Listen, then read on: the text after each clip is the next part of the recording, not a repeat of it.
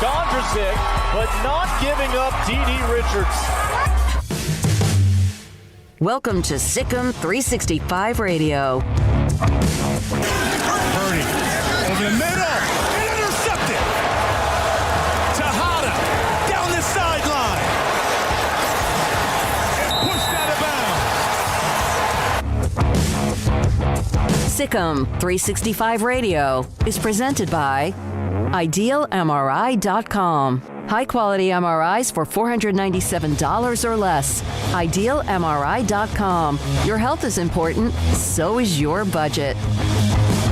Vital gets it to the far side. Teague up high off the glass. Oh, nice! Vital had to revitalize. The 3 o'clock hour is sponsored by Waco Custom Marketplace. Meats, sweets, Texas treats, and a cut above the rest. 425 Lake Air Drive, Waco. Prescott trying to take advantage. Going deep. Cooper. Oh! One-hander!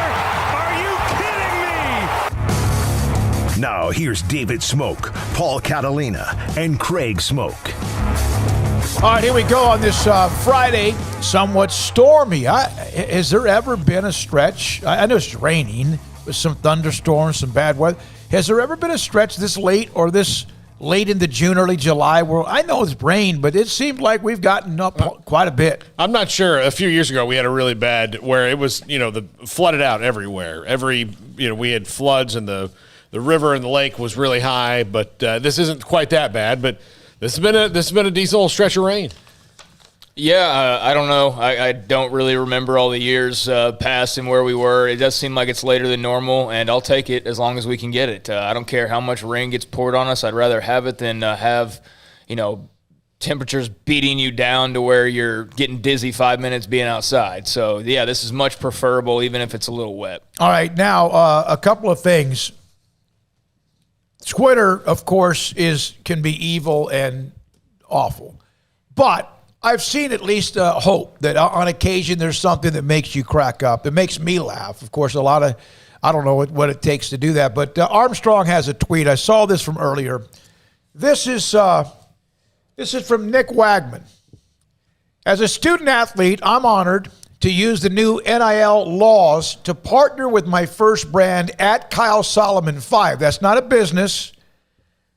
Who needs help finding a girlfriend. Any girls out there are interested, go to his direct messages. Hit his DMs. So, Paul, there's a little sense of humor with that. Yeah, it's fun. Good for him. I wonder how Kyle Solomon's done with this. I'm actually looking up his Twitter now just to see if maybe he – oops, I guess I should go to Twitter. Oh, I'm sure he's gotten totally blown up on that. No question about it. Also, I got a note from Nicole Arbach. You find it? I'm looking. So okay. Well, that's not a bad thing. You could turn it into a dating site now, apparently, with the NIL or whatever it might be. Greg, you find it? Yeah, I'm on his page right now. Let's see.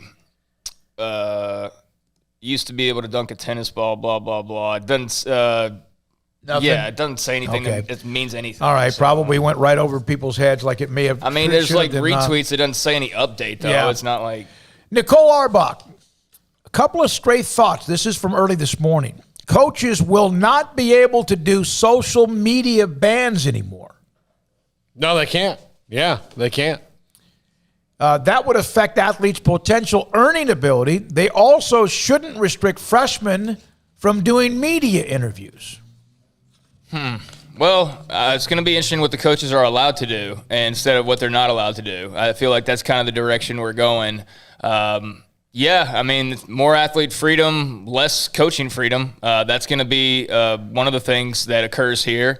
And, it's going to be up to the schools to see how loose they want to get with it. How much power are you going to give your freshman athletes who may make a difference for you and may not matter at all, may transfer out after a semester. Mm-hmm. But while they're there, do they get to kind of pick their shots? I mean, I don't know. Like, this whole thing, everybody's just, like, trying to figure everything out instead of just letting it play out, And there's going to be, and in doing that and not having a whole lot of, like, written rules, then there's just going to be, like, Wild West, and that's what it is. And, some Master P's kid, I'm sure y'all saw that headline, signed a $2 million $2 million contract with some computer company that barely even has a website. He goes to Jackson's. He goes to one of the HBCUs. I don't want to say wrong which one it is. It was like Jacksonville State, something like that. But yeah, I saw he signed like a multi-year $2 million contract. He's the son of Master P. Went to an HBCU. He plays basketball, I believe, and it's like a 3-year deal or something like that. Now the company, people were kind of questioning the validity of it, but yeah, like, so now you got a millionaire 18-year-old. Now, granted, his father's already been worth hundreds of millions for decades. Master P has been, he was a famous rapper when I was like in middle school in the mid-90s. He was making millions, and he's actually done really well corporate-wise. So it's not like somebody who went from rags to $2 million contract, but there's going to be those cases, and that's going to be a wild lifestyle change. And you just wonder, like with money flowing, personalities are going to change, and you wonder how much conflict it creates. Yeah. Matt, by the way, if you can find it on YouTube or something, Master P's MTV Cribs from around that era of 2003, where he goes through his New Orleans mansion, is the most ridiculous thing in the world. He has whole rooms that are solid gold. And still has, what do you mean by that? Like the whole room is gold. Like everything in the furniture? Like the bathtub, gold. The toilet, gold. I blame him somewhat, along with just a lot of other, especially in that time period, rappers for creating I was into like the whole baller rap thing, and all that was really fun.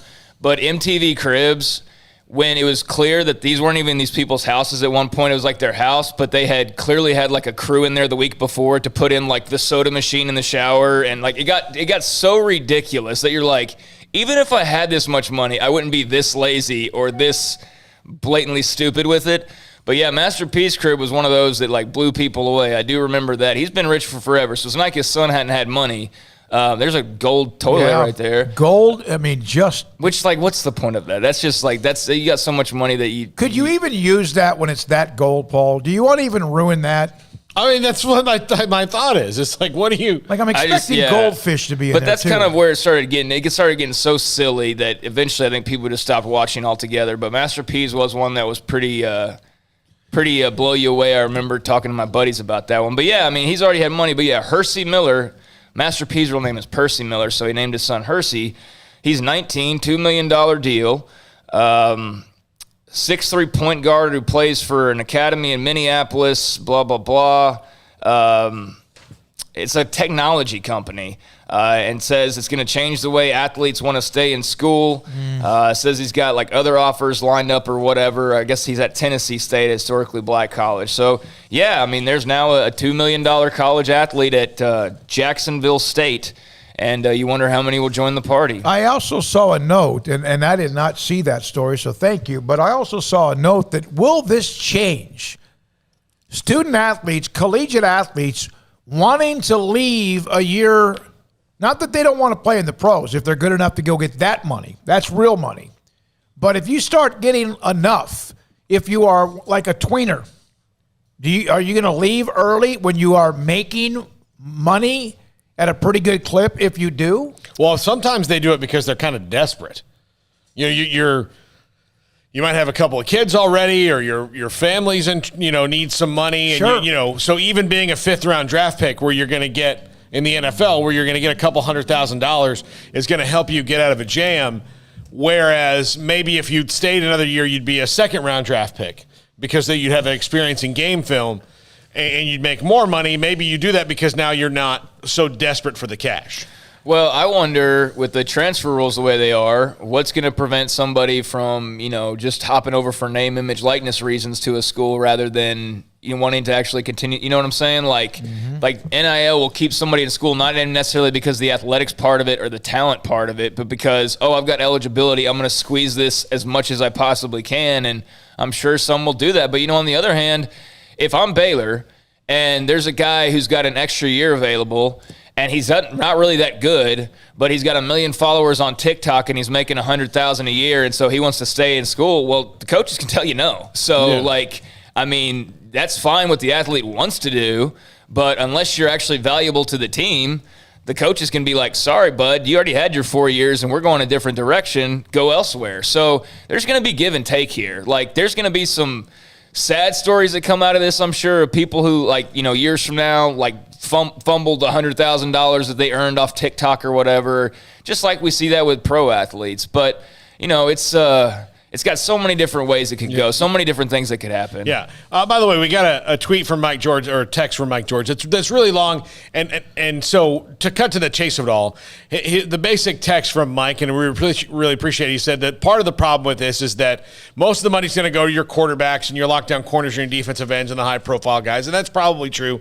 And he said that the women's sports won't really get anything from it. Actually, Mike. And this is just early returns, but Chad Jackson today said, look, athletes from all across the board have already reached out to him about it. So women's athletes, men's athletes, revenue sports, non-revenue sports, all of them have potential marketability. It will all get balanced out in the wash. Now, you're probably right in the long run that, yes, most of the money is going to go to the Trevor Lawrences and the Anthony Davises and guys like that who are super studs from the day they step foot on campus. Yes, that's true. But that's true in any walk of life. So it will just balance itself out, I think. Yeah, and just yesterday, 2 gymnasts who you'd probably never heard of unless you follow gymnastics, 2 twins, because they're popular on social media, not so much Twitter, but Instagram and, you know, whatever other stuff. That's far too young for me at this point. They signed 6-figure deals. So no one watches them, and I'm not trying to slight them when I say it this way, but just in general, like, no one watches that sport, and it doesn't pull in any money. But yet, because they have a following on social media, and they might be great at it, they might be like totally average. I have no idea. But it's not even so much about how good they are. It's that they're popular on social media. And so they've got a lot of followers and they can spread a message. And that's all companies are looking for. Now, if you're super outgoing and attractive and multi-talented and all those things, and you're a really good player on top of that, then you're probably going to make even more money. But, you know, I think the female athletes are going to be just fine in this whole thing. One of the athletes I mentioned was Skylar Diggins when she was at Notre Dame. And we mentioned we have Didi Richards, by the way. She's going to join us today. I had to record the interview with her earlier because of their schedule. She had practice. She came on with us. And can you imagine what I asked her about it. I asked her about name, image, likeness. She goes, I'm sick, because she knows that there's the gymnast at LSU. Yeah, it's got 5 million Instagram. You brought that up yesterday. She's going to get a deal. Yeah. How about Yosiana Presley at Baylor? I actually had a question last night I was thinking about. I was thinking all time, but like I know we would get like the Mike Singletary would have been, and like probably not, but like who would have in the recent era or right now be like the top 5 Baylor athletes NIL wise? Because I think Yosiana Presley might be in the top 5. Football wise. RG3 for sure. No, I mean like right now? It depends on if we're doing right now or like last 10 years or last 20. If we're doing right now, I think Yosiana Presley's on there probably. Nalissa Smith maybe. Somebody off Matthew Meyer. Football is the one I was kind of thinking of, like who stands out really there. But yeah, maybe we throw that up there, like the top 5 Baylor athletes. I would say football would be Terrell Bernard. Yeah. Obviously, just because he's a great player and he's coming back for the injury, so there's even a story there as well. But to help out Mike, to put some ease in his mind about female athletes making money off of this, there is and I'm saying this to you, Mike, and I'm too old for it. And I know you, Mike. You're older than me, and I'm old. I'm 41. Craig is younger than me, and he's too old for it. But social media has this money about it that we'll never understand because we will not spend enough time on Instagram or TikTok to understand why that makes money. But it's true, and that's where they're going to make most of their money. And 10 years from now, these kids who think that we're dorks and we're too old, all these kids in this room, they're going to be saying the same things. And so enjoy it while you can, because in a few years, you're going to be too old for the stuff that comes behind you. You smirk, but it's going to be absolutely true. Mark my words. Baylor women's golf today added a really good player out of Florida. Addie Baggarly from Florida. She's going to join the Baylor women's golf team. We'll have her on in a moment. A couple of other notes about the Cowboys, and yes, Hard Knocks, and Oral Roberts, who had that great run in the NCAA tournament, former Baylor assistant Paul Mills. Not a good note about Kevin O'Banner, who was a stud for them and him in that program last year. Addie Baggarly from Florida. She's a transfer. She's now a part of Jay Goebel's team at the Baylor University women's golf team. Joins us on SicEm365 Radio. Addie, first of all, thanks for your time. I got a question because I know you're a fourth-generation Gator. Is that correct? I am, yeah. Okay. So how many Gator T-shirts do you have, and have you learned yet how to put on the green and gold? I probably have way too many Gator T-shirts to count.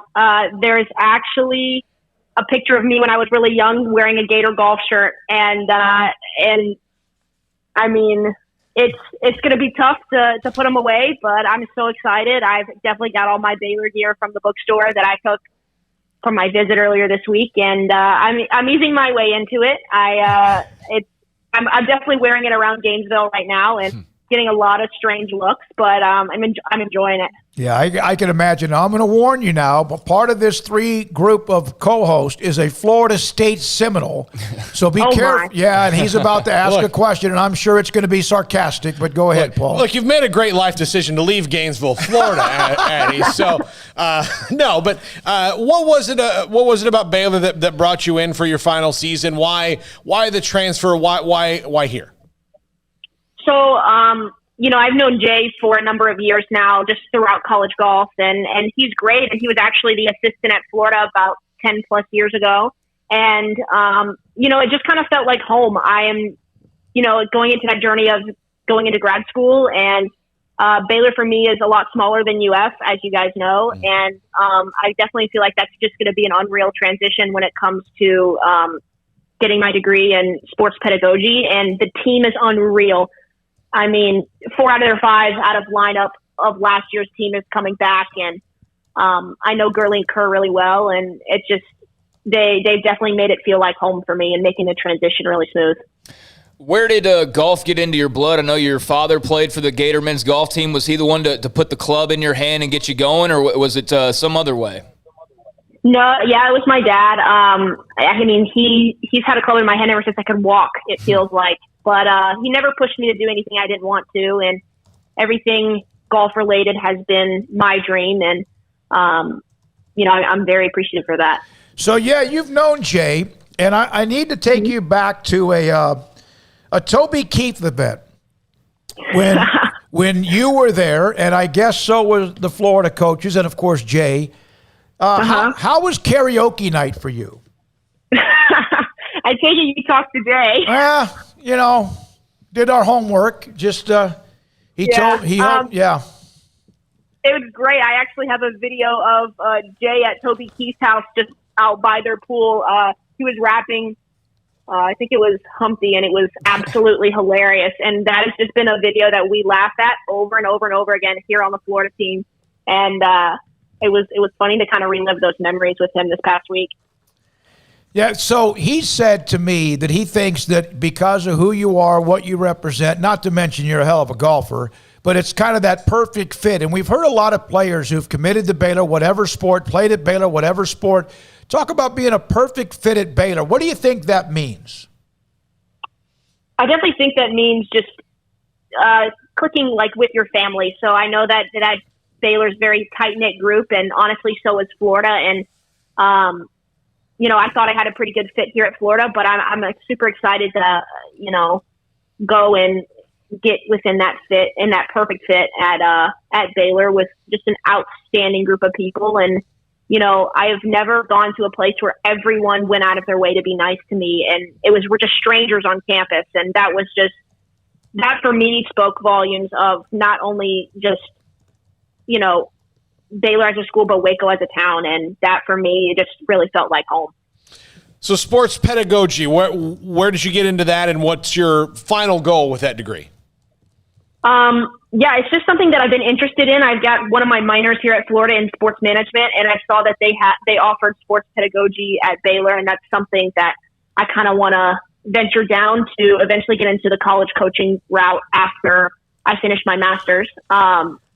I think that it's definitely going to set me up to be a little bit more knowledgeable on the sports psychology and, strength and conditioning side of all different kinds of sports. But I think I can specifically tailor it to golf, and I think it'll benefit my future. I'm curious, based on facilities, as you noticed, up and down what is University Parks, the Baylor athletic facilities are amazing, and the stadium, they're going to have a new basketball arena, but I also know Florida's got pretty much whatever they want, as do a lot of schools. But what were your thoughts about the practice facility that Baylor Golf has? Oh, it's unreal. I love how it's just for the teams. But Florida, I'm used to, like, we have our team facility, but we also share a semi-private, more so of a public golf course with the rest of, like, people affiliated with the university. But I really, really love that when you're out there at the Billy, it's just you. There's no one around you. I mean, you have the equestrian center right there, but it's just absolutely stunning. And I mean, they have everything to what I know is going to take me to, elevate my game, especially going into postseason next year. Addie, how interesting has it been to see over the last 24, 48 hours, all the movement with name, image, likeness? I mean, you're just like making your way to Waco and all of that, but amidst the madness, like to see the opportunities now for college athletes, what does that mean to you? It means a lot. I live with 3 other athletes here at Florida right now, and it's just chaos in our house. And they're big name gymnasts, and they have a lot of people coming their way, and I'm just excited to get settled in Waco, and then we'll cross that bridge when it comes. I'm personally still waiting for the USGA to release a statement based on amateur status regarding it, just to be safe, because there's no harm in that. Yeah. And I definitely think that there's a lot of great opportunities for it, and you're going to see a lot of movement here within the next month and a half, especially once football season gets started, and people get to put their names out there. From the time you stepped on the Florida campus on the golf team, and you've been a part of it, I think you've been a part of like every event in 4 years, but maybe a handful, 4. Mm-hmm. But it seems as if every year, as you hope, you've gotten better. A little bit, or in some cases, much better. Where have you improved the most since you came out of high school? I think that's more so of me knowing myself and my own golf game within the last 4 years, because in high school, I had a lot of fun with it, and I still do now, and I make that a point, is that if I'm not having fun, then we need to reevaluate some things. But for me, it's just knowing myself, and, of if I can't figure out what I'm doing wrong when it comes to my swing or my short game, then how would I, if I wanted to go to the professional route, how was I going to do that on the road? A lot of self-reflection and hard work has gone into it, but I think a lot of it is due to just the mental side of knowing that I'm good enough, and it's because of, like, I know myself better than anyone else. Did you and I'm not saying you said this, but did you kind of get to a point, golf is hard. It is really, really hard. I mean, it's a matter of like millimeters and how you hit it or where it goes, whatever. Did you ever lose the love of the game because you were trying so hard? A little bit. I think every golfer goes through that at least one point in their life. Uh-huh. And just because it is a very lonely sport, I mean, I feel like other than cross country, you're out there by yourself for 5+ hours, and it's just you. It's you and your clubs and your golf ball. You're chasing around a golf ball, and that's it. And that can get very lonely. And, I did at one point, but just during this whole transition and after playing the U.S. Open and Augusta, I think I've kind of found that spark again. And I'm really excited that, Jay and Carly gave me a great opportunity to bring that to their program. How jealous are you guys that she said no, played Augusta? I was about to hang up on you. I was about to hang up on you because I've been to Augusta. I've been fortunate to go to the Masters as a patron, but to just think about like laying on a fairway would be enough for me. So what was that like? And they, of course, Augusta National has opened up their arms quite a bit now and opened up some of the restrictions. What was that like? Yeah, they have. Actually, I've played it twice, so please don't hang up on me. No, but it was unreal. When I tell you that like everything is louder there when it comes to nature, I feel like the birds chirp louder, the grass is greener. It's just like it's utopia. It's so hard to explain, but that experience was absolutely phenomenal. And Chairman Ridley and everybody associated with the Augusta National Women's Am has just done an unbelievable job. And, including women in their historic golf course. And just, I can't wait to potentially go back next year. When you kick up a divot at Augusta, do you feel worse than if you're anywhere else? Like, do you, oh my God, like that was a big one. I don't know what did I do? Did anybody see me? Yeah, you definitely do. I was like hitting wedges, and I'm like, oh, I'm kind of scared to take some grass. I would be lying if I didn't say my dad did take a little bit of grass back home. Shh.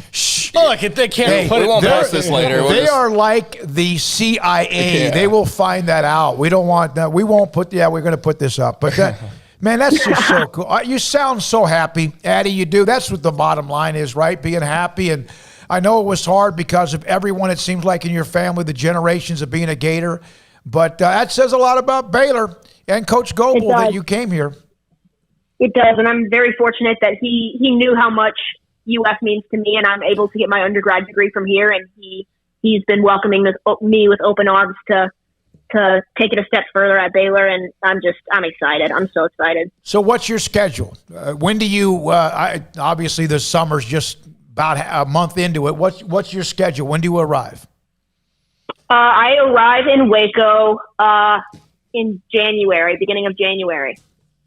So I'm graduating from Florida in December, so I won't be able to play the fall with the Bears. But, I'm excited for January. I'm still staying competitive, so playing a little bit of pro events down here in Florida in the fall, and then, get things rolling because I know how quick a spring season is in the golf world. And we're just going to hit the ground running, see where it goes. Thank you, Addie. Congratulations. Really, I know Baylor. I know Jay Goebel's thrilled. I know everyone that follows women's golf for Baylor Athletics as well. Thrilled. Thanks for your time. Enjoy the summer. Get that degree, and we'll see you in January. Sounds good. Thank you, guys. Oh, man, she's you could tell. Addie Baggarly. She's Ads is actually what she goes by. Addie's her official name, but Ads is what she goes by, huh? You were saying she's what? She's happy. I love that. I mean, it's not like, this is something where she's going to stay at Florida, so she'll have to she'll be on campus, but glorious, another 6 months in Gainesville, Paul. Gainesville is a great place to spend 2 days. I had tons of friends that went there. I spent a good amount of time in Gainesville. You remember any of that time? I mean, it's like 80-20. Yes. Yeah. 80 that you patches. don't? Look, it depends on which weekend. That's what I'm saying. Football game. Football games is like 90-10. That you don't remember? No, I remember. Oh, okay. Look, I remember, and I'll tell you, the fans of Florida, the Peter Warrick game where he had a great game and then that essentially put Florida State in the national championship game in 99, he scored a touchdown. And the coordination, and I will give them a salute on this, of the Dillard's bags, because he had gotten in trouble for the Dillard's controversy there and got suspended because he got a deep discount at Dillard's. But like just the wave, and not just little Dillard's bags, like the ones you'd get if you bought 11 pairs of pants. Or 17 shoes. Yeah. There's these big Dillard's bags in that end zone just went up. I love it.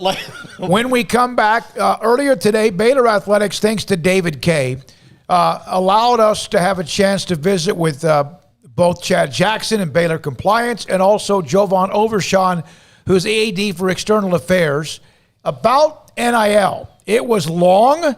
At times, it was above my head, but we broke down about 6 or 8 of those comments and come back to hopefully answer any questions you might have about what it means and how does Baylor prepare for it, although they've been preparing for it. And a lot of you, I've seen this on some of the boards, some of the threads. They're not ready for this. Oh, no.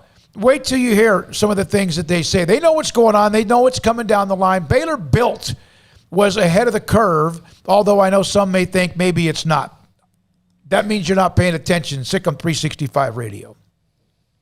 IdealMRI.com, Dr. Rob Maxey and his staff do an incredible job. One, they have a state-of-the-art MRI machine inside of their facility in the building, which is located in the Central Texas Marketplace off Loop 340, and Highway 6, and just on the south part of I-35 in Waco. Ideal MRI can save you a lot of money. Listen to me now, because sometimes in your body, whatever you might do, it might even you trip, but something might get torn, pulled, and it hurts. badly, your knee or your back, whatever it might be, Ideal MRI can go in and do what an MRI can do. Get a picture and see what the heck's going on. Is it torn? Is it ripped? Is it whatever?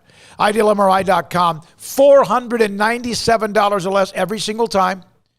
And the average MRI is $1,100. You do the math, plus they can help you with the insurance as well. Dr. Rob Maxey and his staff also, when you get there, there's not this elongated wait in a big waiting room. You get in, they see you, and it's over. It's IdealMRI.com. 1, 2. I'm in love with a man named Rudy. I'm okay with that. He knows exactly what I want. He keeps me coming back. Cooks breakfast, lunch, and dinner for me. Does the dishes too.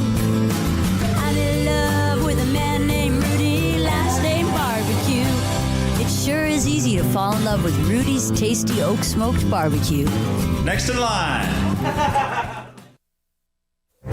Boots add protection. Good boots help you climb better and move forward faster. And when your son or daughter steps into the boots of a U.S. Army officer, they also learn how to lead. In these boots, they'll gain more confidence with expert training in one of more than 150 occupational specialties. In these boots, they'll stand a little taller and lead a team with diverse backgrounds and areas of expertise to successfully accomplish whatever challenge comes next. In these boots, they'll earn respect with valuable experience from day one that will give them solid footing for success into the future. Highly qualified candidates who earn a spot on our team can receive comprehensive health care coverage, college tuition assistance, and a bonus of up to $40,000. See all the things your son or daughter can achieve in our boots at GoArmy.com. U.S. Army Waco Recruiting Company, 254-598-8131 or 254-776-1543.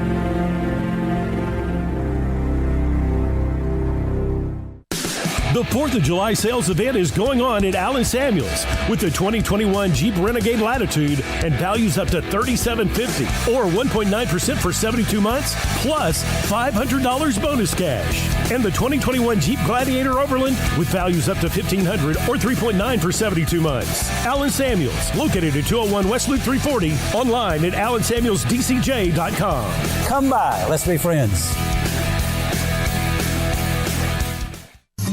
With more than 160,000 alumni worldwide and counting, the Baylor family is growing. And through the university's expanded Baylor alumni program, the family is growing closer. With hundreds of local volunteers planning events in cities and towns around the country, you can gather with fellow Bears no matter where you are. So, get connected, get something started, get involved, and make plans to get together with Baylor alumni. Visit us at baylor.edu/alumni.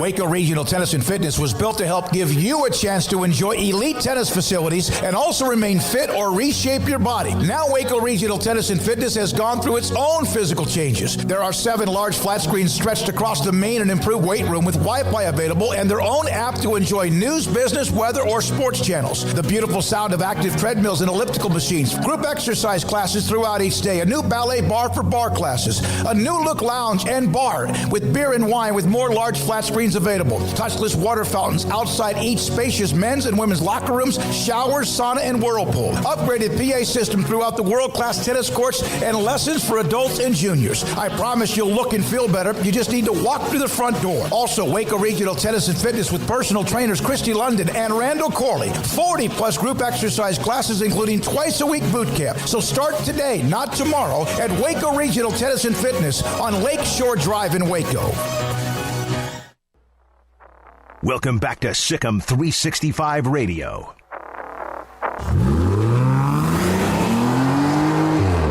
This segment on Baylor Athletics on SicEm365 Radio is brought to you by Richard Carr Buick GMC Cadillac, located at the Imperial Drive exit off Loop 340 in Waco. Proud supporters of all Baylor Athletics. One note in college basketball, this kind of caught me by surprise, and I don't know what Paul Mills expected, but Kevin O'Banner, remember him? Stud player for them, entered the transfer portal. And that's late in the game. You know what I do worry about for places like Oral Roberts, though, is they have their great run, but they're still the size school that they are, and then somebody can, for example, like Steph Curry didn't get to do this because he went to Davidson, but his brother did. His brother was at a small school, Seth Curry, and then wound up at Duke for kind of the same thing. Cowboys will be on Hard Knocks. Great. It's just too perfect. With all I feel like this is just so Cowboys. To be at this point where Dak and the contract stuff is out of the way, it makes more sense for them to be on it now than before all that was squared away. And they're on it all the time. I mean, let's face it, it's like every 3 years practically. At least that's the way that it feels like. I mean, they're in the rotation, so to speak. But yeah, I mean, I don't think it's like a big curse like some people seem to believe, or how it maybe was perceived at one point, kind of like the SI cover or something. But it'll make Oxnard a lot more interesting, and that's going to raise the expectations even higher. Well, part of the thing is they always usually pick mediocre or bad teams because, strangely enough, good teams aren't that dramatic.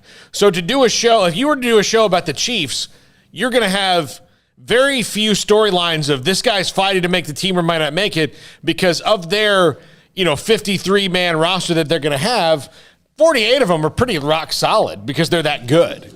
So then you don't have as many good stories to tell in the interim. There's less drama. This bores me like the Giants and the Cowboys starting off the season. Yeah. We'll have Grayson in the next segment, Baylor football recruiting, but let's get to what Chad Jackson, Jovan Overshawn of Baylor Athletics, about the name, image, and likeness. We'll have some of this now, and we'll have 3 or 4 comments again at 4 o'clock. And the first one was not till nearly the end of the time. It was about an hour. So we broke it into certain pieces. And this one was Paul asking the question about, why did this take so long?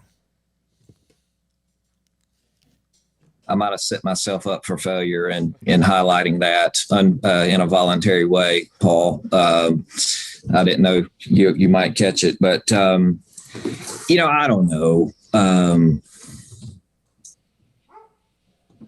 It's an association. There is a formal legislative process. I apologize, I don't have the number of Division I schools off the cuff, but it's like 350 something. It's 350 or greater. There's already 3 divisions of the NCAA. You all know that. Not everybody agrees.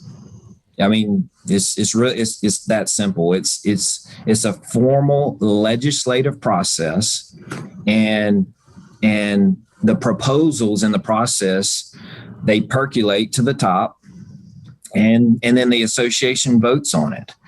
And there have been a few I'm trying to think of the right way to say it.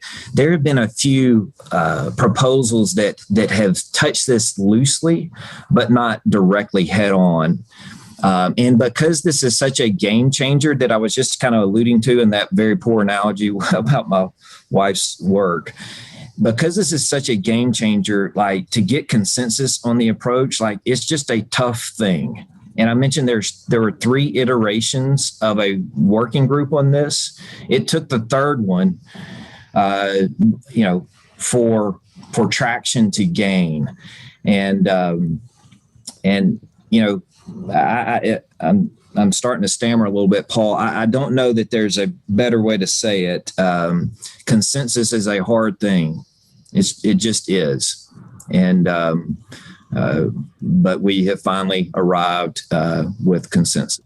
All right, so you could tell. I mean, again, this was not easy. This was something that for someone like me, my attention span, this was hard to listen to, not because of anything Chad said or didn't say or Jovan. It's just it's very complicated, and you will hear that with some of what we also have later on. So the other part of it is the inducement factor. I had a couple of our sponsors blowing up my phone. They're legitimately asking me, what can we do, Paul? Yeah, so can this be used to induce recruiting? Could a company go to a high school recruit? How can they do this? How can they do that? Well, specifically written into the state law, they cannot, and Chad explains that here. Yeah, that's a good question, something that we haven't really touched on, Kevin, so appreciate you bringing it up. The law does explicitly say that we or that NIL may not be used to induce recruits. The law is explicit about that. The law actually takes one step further and says, and I'm paraphrasing, but this is what it says, that Texas residents or businesses may not do NIL deals with what we call prospective student athletes, meaning recruits. So the law is explicit on two fronts when it comes to recruiting. All that said, we have to date and will continue to utilize Marcus Sedbury and Corey Pinkett in our SACE area, specifically Baylor Built, to work with our recruits, our coaches, and recruits in the recruiting process to showcase all that we do to equip and prepare our those that ultimately choose to become a student athlete at Baylor. And so that as we're trying to share today, it's a very elaborate, it's very comprehensive, holistic approach. And we have already been utilizing that component when we have recruits come onto our campus. Our coaches recruiting, and I don't want to take for granted, recruiting is beyond just the coaches doing the recruiting. We do, our coaches, I can speak for Baylor, our coaches are inclusive to utilize administrative units in the recruiting process as well. And a distinct highlight for us in the recruiting process is Baylor Built. So, these systems that we're talking about, there's a fancy quality to them. Like they have a look to them. They have a hook to them in how we present them to our prospective student athletes. So it just continues to reinforce that we Baylor are prepared for this new era. Chad Jackson, again, athletic director of compliance for Baylor. And then there's the one that, to me, Reggie Bush has sent a note to the Heisman Trophy Trust. They've said, hey, whether you get the trophy back or not is going to be on the NCAA, because that was an NCAA decision. And there's a chance maybe he does. So what about what Reggie Bush got at Southern Cal? What about what SMU did back in the 80s? And yet again, what about Rhett Bomar and Big Red Sports? And what happened there? How much of that in today's NIL world is verboten? A certain component that's a deep question. Certain components, yes. There cannot be inducement. That is clear. The fair market value is a phrase that has been utilized in the NCAA interim policy. But there are certainly aspects of some of those things that would be permissible. I'd prefer to talk less about others. I mean, we've had quite a few high-profile student athletes. I'm not going to name names.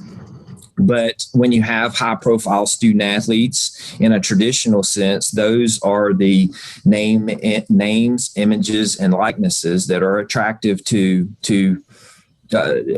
people who would like to make profit and gain, right? And so we have had, not going to give you a number, but we have had scenarios. I've been here 10 years. We've had scenarios over the last 10 years where student athletes have either knowingly or unknowingly, their names, images, and likenesses have been monetized. And there's process to reconcile that through NCAA channels to sustain their eligibility. through reporting. You got to report the actions and what have you. But there's mechanisms to through the NCAA channels to keep them eligible, so to speak. So it's a thing that and I'll just be real about it. Like my staff, which I'm very grateful for my staff. We have great confidence in our staff. Like I said earlier, we try to keep some levity in what we do because things are so serious. Like we had a kind of a throwback Thursday yesterday and we had a text string going with some of my former staff that are at other places now, just kind of a throwback Thursday. You remember this, you remember that, those would be legal today, So we definitely have reminisced about some scenarios that occurred in the past that were issues at the time that would be permissible today. All right, so that's Chad Jackson. That's just part of what he was answering from earlier today. We'll have some more after 4 o'clock today. It's a very complicated issue. He and Jovan tried to answer those questions, and we'll get to some more of those in a little bit. But coming up next, Grayson Grundhoefer, SicEm365.com, and recruiting analyst. He's next on SicEm365 Radio. Riverbend Liquor and Wine. Look, it's 4th of July weekend. If you want some great craft beer to take to that barbecue, you need to get to Riverbend Liquor and Wine. They've got the best selection of craft beer in the city. It's unbelievable. They have this big walk-in fridge. You walk in there and see all the different kinds. So if you're a craft beer fan, Riverbend Liquor and Wine. Look, if you've got to get something on the way and you don't want to get out of the car, pop into the drive-through window. Even if you see a line 3-4 cars deep, it's going to go fast. So they'll be able to serve you really quickly. And they've got a great selection of spirits, wine, beer, whatever you need. They've got it there at Riverbend Liquor and Wine, Lakeshore Drive at North 19th Street, a hidden gem in Waco. Find out more on Facebook and Instagram. From the first workout to the last practice, sports is an incredible and rewarding challenge. Hi, everyone. This is Dan Ingham with the First National Bank of Central Texas, and we're proud to support each athlete, every parent, and our educators. From families, small businesses, to the biggest industry, we're here to help. With remarkable products like mortgage lending, we've got banking ideas that fuel big dreams. The First National Bank of Central Texas. Familiar faces making local decisions. Member FDIC, Equal Housing Lender. At Marco's Pizza, get craveable pizza made the Italian way with dough made from scratch, an original sauce recipe, 3 fresh signature cheeses, and premium toppings you love, served hot and safe. Right now, you can get unlimited medium one-topping pizzas for just $6.99 each. Why stop at just one? Order with your app or at marcos.com for curbside, carryout, or delivery today. Marco's, pizza lovers get it.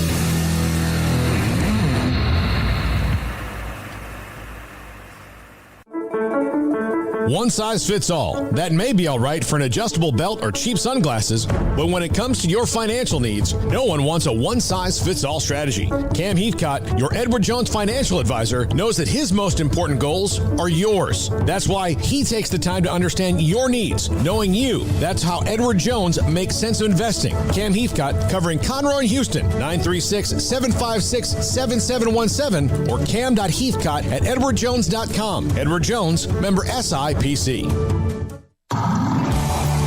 It's time to fire up the grill, heat up the oven, or get that deep fryer going to enjoy the top quality products at Waco Custom Marketplace. Order 30-pound sacks of live crawfish by 6 on Wednesday. Pick up on Friday afternoon after 2 or Saturday. Enjoy the weekend. 30-pound sacks of live crawfish available right now for $4.25 a pound. Find all the crawfish boil ingredients you need, including red beef potatoes, sausage, corn cobettes, and Louisiana boil seasoning. Make your order for live crawfish by Wednesday at 6. Pick up on Friday after 2 or all day Saturday, and enjoy the weekend. Waco Custom Marketplace, your home for fresh baked kolache, cinnamon rolls every day. Butcher shop to cut your steaks the way you want. Fresh seafood, summer sausage, boudin, house-cured and smoked bacon, spices, seasonings, soup mixes, and more, and weekly gift boxes for any occasion. Waco Custom Marketplace, 425 Lake Air Drive in Waco, or WacoCustomMarketplace.com. Hey, this is Bryce Petty, former starting quarterback and two-time Big 12 champion, and I know firsthand the importance of being in top shape both on and off the field. So listen up, men. If you're feeling beat down day in and day out and looking for that high-performance edge that separates the men from the boys, then look no further than the Petty Clinic Low T in Waco. Petty Clinic is a comprehensive men's healthcare clinic with an atmosphere catering to men. Board-certified Dr. Kent Petty has a special interest in offering the highest quality medical care to men of all ages. Some of the services offered include screening and treatment for low testosterone or thyroid, infertility, high blood pressure, diabetes, high cholesterol, sleep apnea, while offering comprehensive wellness exams and complete men's health lab panels. High performance men, remember, it's not just a Petty thing. This is Bryce Petty, encouraging you to reach out and Google search Petty Clinic Low T or go to pettycliniclowt.com and get your complimentary lab screening today. Welcome back to SicEm365 Radio. It's time for our weekly segment with Grayson Grundhoefer of SicEm365.com. Brought to you by Pioneer Steel and Pipe, where customer service is their main focus, and best in metal, steel, and pipe for large or small projects, with 2 locations in Waco and Bryan. Family owned and operated since 1943. All right, here we go. 3:50. A little after 4, more from Chad Jackson, compliance on NIL. Didi Richards today at 4:30. We're joined by Grayson Grundhoefer, SicEm365 recruiting analyst with us. And Grayson, okay, so we saw Matthew Meyer hooked up to visiting Angels. How much are you hearing, if anything at all, about football players getting able, at Baylor, being able to take advantage of this and or prospects who might now see a little bit of a silver lining? Yeah, so as far as the Baylor players go, I haven't seen a whole lot. I know I saw Apuaika on Twitter was endorsing, playing a video game of some kind on a streaming service. So I saw that. I think there's going to be other creative ways that the players utilize this. And, I mean, we'll see what happens. We'll see how it goes. I think this is a learning process for everyone, and I'm sure the NCAA is going to be trying to learn a whole lot. And hopefully they do, because I do think that there are some flaws in the system that are definitely going to have to be corrected. So we'll see kind of how things take shape. But as far as recruits go, the main thing that I keep hearing kind of on the trail is basically some schools have something really concrete set up for the recruits coming in, as in they're ready to go. They've been ready to go with the NIL pitch for a long time, and some schools are using it on their recruiting trips and really making that a priority on their visit. Baylor is not one of those schools that I've heard from players that have really Baylor just hasn't really made it a focal point. And I do think that they don't really have to at this moment, but I do think as things progress, they're going to have to make, this much more of a focal point in their recruiting pitch, because a lot of kids really want to know, how is Baylor going to be able to, help kids get, whether it's endorsements or get their name out there, that name, image, and likeness. If they're able to do that, can Baylor help them achieve that? I don't know that Baylor has it totally figured out on the football side quite yet.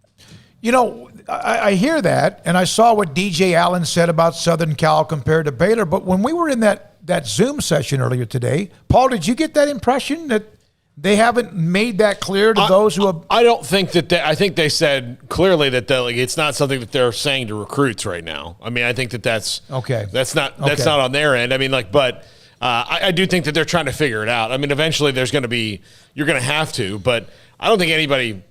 I mean, coaches don't know how this works yet. Yeah, they talked about how the coaches kind of know the information, though, but it's a work in progress. Okay. Yeah, Grayson, so how big a thing do you think this will be in this recruiting cycle, or will this be something that's maybe next recruiting cycle as people figure it out? Yeah, I think you're on the right track there, Paul. I think the bigger impact is going to be 2023 because, while I think everyone's viewing this as kind of the open market, I do think there's still a learning curve here. And there are a lot of businesses and companies that are trying to figure out exactly what they can do, and same with players and same with recruits that are just trying to figure out, what can I do? How do I leverage this to go to a school? And I'm not sure that has been completely sold to players at every school that they're being recruited by. So I still think it's just a wait and see process. I think 2023 recruits are going to be at a much different advantage because they're going to get to see how this plays out, see the best strategy for it, and then apply it to their recruitment. I just don't think there's quite enough time for recruits to completely do a 180 just because of, name, image, and likeness abilities of some schools versus others. I just don't see them really changing their mind on the schools that maybe they've decided on or grown really close to, if that makes sense. So I do think 2023 will be much more impacted by this. Grayson, how is Zach Pyron, Baylor quarterback commit, doing out at Elite 11? Yeah, he's doing really well from everything I've seen. He's not currently in the top 11 that the Elite 11 puts out every day. Currently, and this is no surprise to me, but Cade Klubnik is number 1 in the rankings. I have him as the number 1 quarterback in the state. But interesting enough, Quinn Ewers and Connor Weigman are both from today's rankings. That's 1, 2, and 3. So 3 quarterbacks in the state of Texas, and Nick Evers is 5th on the day, another quarterback in the state of Texas, which I found interesting. But Zach did really well in the Rail Challenge. I think the Pro Day was really an opportunity for him to take that step to the next level, and I think he achieved that. So I think the weekend is going well for him. I will say there were some complications with him getting there, so he got there late in the day on the first day that they were starting, so I think he was at a disadvantage from that point of view. But I think he's definitely showing people that are out there, recruiting analysts, and just probably other players that, Zach Pyron's for real. And Baylor's getting probably one of the top 10 quarterbacks in the entire country, which I don't think many people would have thought of that when Zach Pyron initially committed. Grayson Grundhoefer with us Fridays at 3:45, or when there's news that breaks like it did earlier this week with some of the commitments. So now the official visits are over for now and for probably quite some time. I think coaches are trying to maybe get a break, take a break, get on vacation and decompress. Big 12 Media Days comes up in a little less than 2 weeks. What's now? What's next on the table? Yeah, so I think the biggest thing they're trying to figure out is how do they want to fill this class? Right? I mean, you look at kind of the guys that they have committed, and they have a really solid class right now. But the areas of weakness currently are defensive back. That includes cornerback and safety. They only have 1 commit, and that's Devin Bobby, who really fits more into that star position. So he's not a true high safety, and obviously not a cornerback either. So they really need to address that. Obviously, wide receiver, they still have a spot open there as well. And probably a couple best available spots to get the class to 24. So right now, I think it's really about evaluation on their end. So you saw this week, for instance, Kamari Terrell out of Collen Shoemaker. He got an offer. He's a 2022 prospect that no one really knows much about on the football side of things. But if you know anything about track and field, or if you follow that track and field recruiting, I mean, he's absolutely one of the best prospects in the country. He's got Texas Tech, Texas A&M, and LSU offers. So an elite track and field athlete who visited Baylor, got an on-campus evaluation. They offered him. So he's kind of the latest in guys who are kind of moving up that big board for the cornerback position. So he's one to watch, I would say. I'd also say Corey Gordon out of Putnam City West in Oklahoma City, Oklahoma. He's the guy who's making a decision on July 4th. And I fully expect that Baylor is right in it for him. If I were to say a leader, I think Baylor is a clear leader in his recruitment. So could be some good news here in the next, I guess, couple days on that end. So they're filling up really quickly, and they're going to have to evaluate guys who, there's going to be guys that want to commit that simply don't have a spot anymore. I mean, Baylor's going to be potentially at 19 commits on July 4th if Corey Gordon does decide to be a Bear. And then you only have 5 spots left. And they really need a couple of those to be in the secondary, and then they'll probably have maybe 2 or 3 best available spots. So it's going to be a lot of meetings, a lot of intense conversations, and a lot of, honestly, disagreements.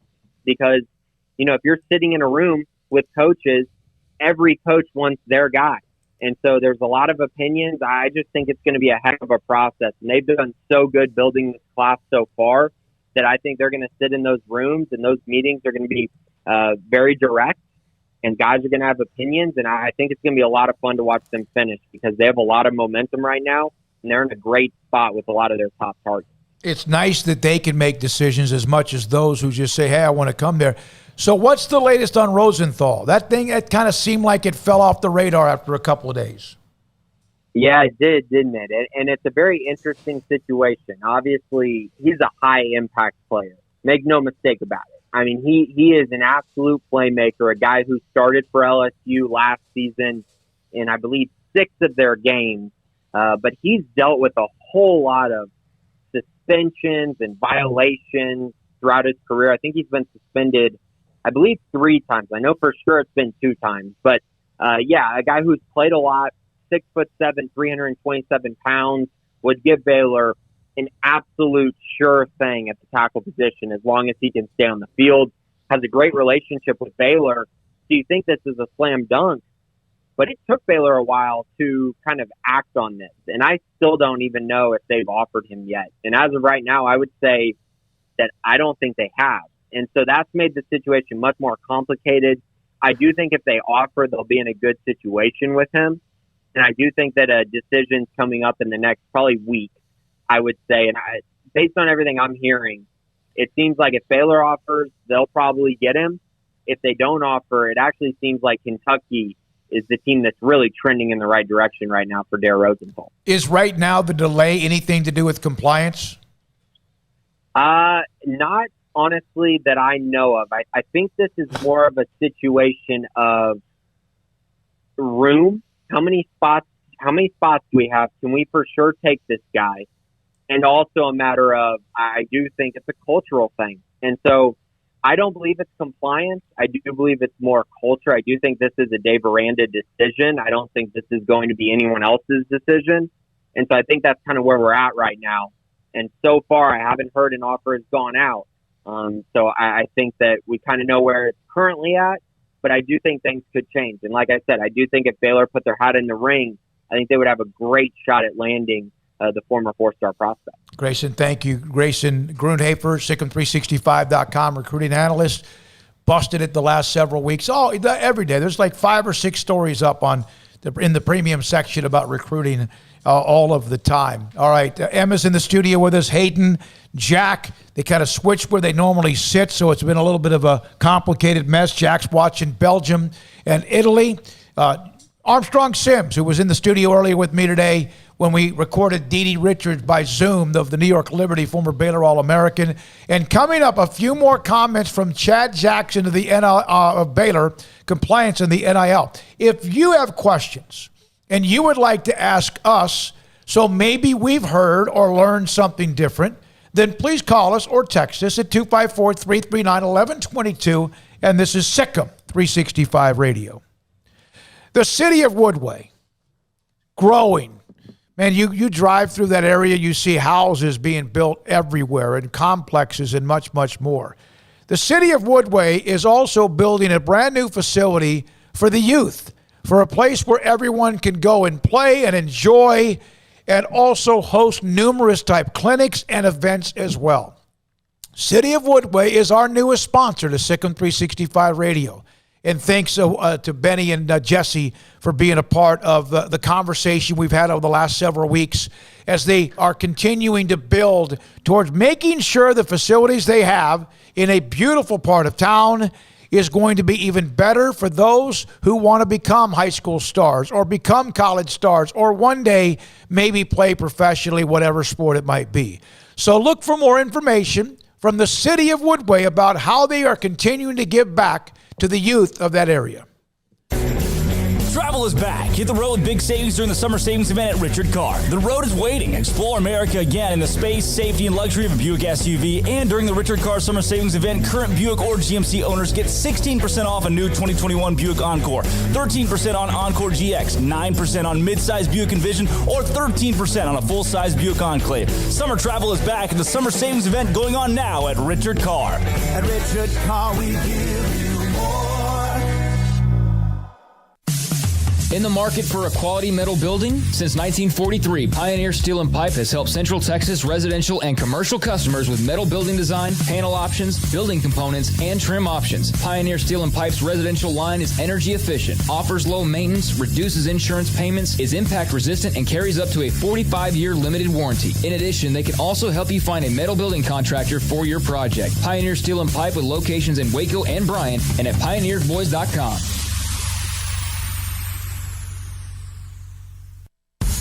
Texas Farm Bureau Insurance has protected fellow Texans with auto, home, health, and life insurance since 1952. With more than 260,000 square miles of land and 27 million people, that's a lot to cover. Whether you're wrangling cattle or wrangling kids, we're proud to protect Texans in all Texan ways of life. Stop by and see our agents at one of our 3 McLennan County locations. Coverage and discounts are subject to qualifications and policy terms and may vary by situation. Don Humidor, your home with a 48-foot walk-in humidor with the elite cigar brands from around the world, including the #1 cigar of the year, Aging Room Cuatro Nicaragua. Plus, they have the great brands like Macanudo and Artur Fuente, Rocky Patel, Aston, and so much more. CBD, great for sore muscles, aches and pains, sleep, Vita Dreams, and anxiety, mild depression, general health and wellness. Their staff very knowledgeable on the subject. If anyone is curious about CBD, ask Carol and Ashley. Don Humidor in the Townwest Shopping Center off Valley Mills in Waco. At Ideal MRI, we feel blessed to be part of the Waco community. We're a small family business here in Central Texas. At times like this, the cost of healthcare has never been more important. And unfortunately, significant illnesses and injuries still occur. And that's why Ideal MRI is open and here to serve you through this difficult time. So if you need an MRI, ask your doctor about Ideal MRI. You can schedule online in minutes at idealmri.com or call 833-IDEAL-MRI.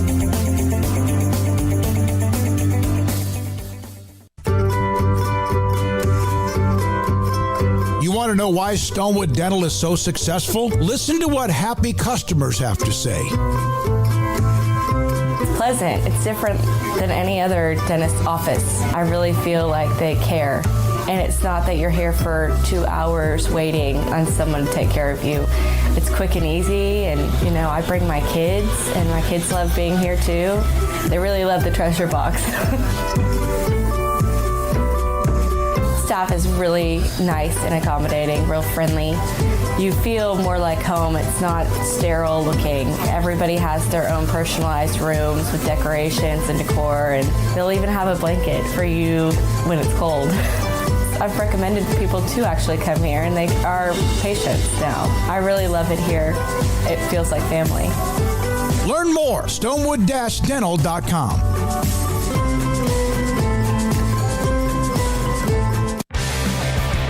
Welcome back to SicEm365 Radio.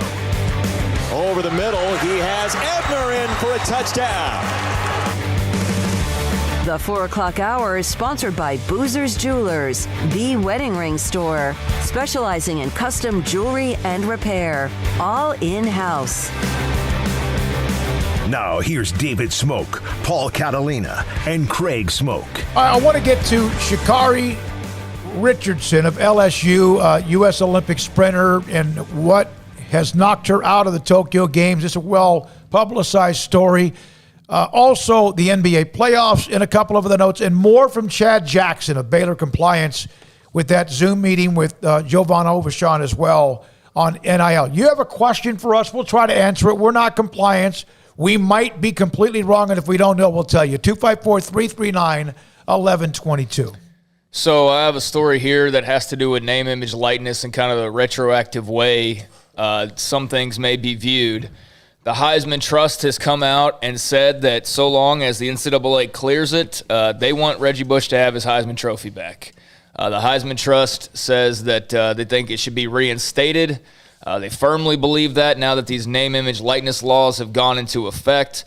Bush said he's talked to the Heisman Trust multiple times, but they said they couldn't help him, and so they released a statement today and said their rules govern eligibility for the award. Their rules governing eligibility for the award state, quote, the recipient must be in compliance with the bylaws defining an NCAA student athlete. So the NCAA will have to clear Reggie Bush for the Heisman Trust then in order to officially proclaim him the winner. So it's not really their choice, but they are at least putting it out there and getting momentum for, possibly the return of Reggie Heisman. In 23 years, they'll answer that question. Yeah, but our friend Deontay Epps on his podcast, The Duo, with his buddy Dane, had Jay Billis on the podcast, which is the second time they've had him on the podcast. And Deontay, they asked him about Reggie Bush, and Jay Billis's argument I thought was really good. He said, look, what the Supreme Court just told the NCAA is all these things you've been doing are illegal. So if all these things you're doing are illegal, it would be nice for the NCAA to acknowledge, like, okay, now we realize that this has been said it's illegal. So for Reggie Bush, whose records we've taken off, we just need to put it back because, we're operating on the assumption that it was legal. It's not now. So let's just retroactively try to wipe the slate clean. Okay, what about the national championship? Yeah, I mean that's a good question, but that was also breaking NCAA rules. That wasn't I see what you're saying, but I think it's slightly different. But yeah, I mean the reason why he can't be considered the Heisman right now is because they vacated his records. So if they reinstate his records, which I think that's BS. I think to take away wins and to take away stats is total garbage and is such a cheap punishment. There has to be better ways to do it because we saw those games. We saw Reggie Bush do what he did. Taking it out of the history books, maybe 50 years from now, people won't realize who Reggie Bush was, but none of us who watched 10 years ago have forgotten about Reggie Bush and what he did at USC. So I just think that's silly to take away numbers that were actually earned and were watched and everything like that. So if they reinstate those records, then he's clear to receive the Heisman once again. I think the quote of what they put out there, and we got to get the compliance thing as well. Should the NCAA reinstate Bush's 2005 status, the Heisman Trust, as you said, Craig, looks forward to welcoming him back to the Heisman family. Well, so that means that they're on board. And I think, look, I said it yesterday. I hate vacating records. Yeah. I think it's so silly and it's such a weak punishment. And, it's just one of those things that, well, this happened. Yeah, but like you could. The thing is that if they had the, essentially police presence to do it, you could vacate every record in the NCAA for one violation or another. Yeah, I agree. All right, we'll go to Chad Jackson, some comments from him from Baylor Compliance, and then back to the Sha'Carri Richardson story about the positive marijuana test, and that's getting a lot of debate. I'm going to put you right. I'm going to say this right now. I bet she runs. Now, I guarantee that you could feel it. This is an age of social media swelling of one way or the other, either cancel culture or this isn't fair. And I don't care. I want her to run if they say she can, good. But we'll get to that in a minute. All right, now back to Chad Jackson, Jovan Overshawn when they were on the media session. And one of the things, Paul, that was asked was about what? The logo itself, the Baylor logo. So if you are a Baylor athlete and you have a deal, even if it's with a supposed Baylor sponsor, can you use the Baylor trademarks and logos? And this is one of the more straightforward answers that you'll get from Chad Jackson. Inside the Texas state law, it does have language that would prohibit a student athlete from utilizing institutional marks or institutional intellectual property or institutional physical property. So that is a stipulation in the Texas state law that would be prohibited in utilizing those things for a student athlete pursuing a name, image, and likeness deal. So long story there, but at least wanted to provide a little bit of a backdrop there. So in short, no, they can't. What they can do, they can't say Sic'Em Bears. They can't, they couldn't use Sailor Bear. They can't use the interlocking BU. They can't use anything that's trademarked by Baylor or owned by Learfield IMG Properties. They cannot do that. What they can do is, if they're doing a commercial or something, it could say Treston Ebner, Baylor running back, because that is just the fact of life. Does that go for every school in Texas? That goes for every school in Texas. So even if you want to, you can't do it. Yeah. So even if like, let's say, for example, A&M's like, we're going to plaster our logo all over Haynes King, they can't really do that. Yeah. So we'll get to that in a second. There's another. It's so complicated. I'll tell you, if you are on the site, and I don't know if they've posted it up or not. They should. The media session on the site, I hope they do. it is really, it's what Chad tried to do and what Jovan tried to do was hard. It wasn't easy. But again, it's still complicated, even if you hear where they're coming from. All right. So another sticky wicket of this is, okay, Baylor is a Nike school. So what if someone gets an endorsement from Adidas or New Balance or Puma or Ruse, whatever, it doesn't matter. So this is clip number 2 here. Baylor can nix that if there's competition. So one, I'll take the first shot, Javon, and you clean up if you need to. So the within the Texas law, it does stipulate that if there are conflicts with institutional policy or institutional contracts, then we as an institution could disallow such an NIL deal. So everyone knows we're a Nike school. Within the Nike contract, our student athletes, our staff are obligated to utilize Nike gear, apparel, equipment for practice, competition, what we would call official team activity. And so there's not going to be, so long as we're a Nike school, our student athletes are going to be wearing Nike gear in official team activities. And I actually use that as a little bit of a bridge just to maybe preempt or highlight. In the Texas state law, there is the phrase official team activities. That's a phrase that is in the Texas state law. And so the law says that student athletes may not participate in NIL activity while on call for, quote, official team activity. So that's another, there's kind of two sides that would nullify such an occasion of a student athlete being involved with a competitor of Nike. All right, so that's Chad Jackson answering that question. Then we brought this up yesterday, the honor code. Baylor's got theirs, Brigham Young has theirs, coffee, caffeine, whatever.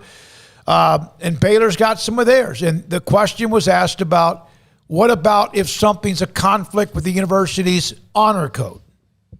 And that would be, you are accurate from a Baylor standpoint, but you also from a Texas law standpoint, it prohibits alcohol. There's a bit of a morality clause in there that references prohibition on alcohol, tobacco, gambling, adult entertainment, things of that nature. It's a pretty comprehensive list codified in the state law. So no one in the state of Texas should be endeavoring in those types of entities. So that's one of the things I wondered about was, I brought up prophylactics. That's what I thought was might be a thing because that's college kids. But the other thing I thought about was in adult entertainment, believe me, there are plenty of strip clubs in the major cities that, could get a couple of guys because that's kind of in their wheelhouse budget-wise. And so that's prohibited. Beer is prohibited, even at schools that sell beer.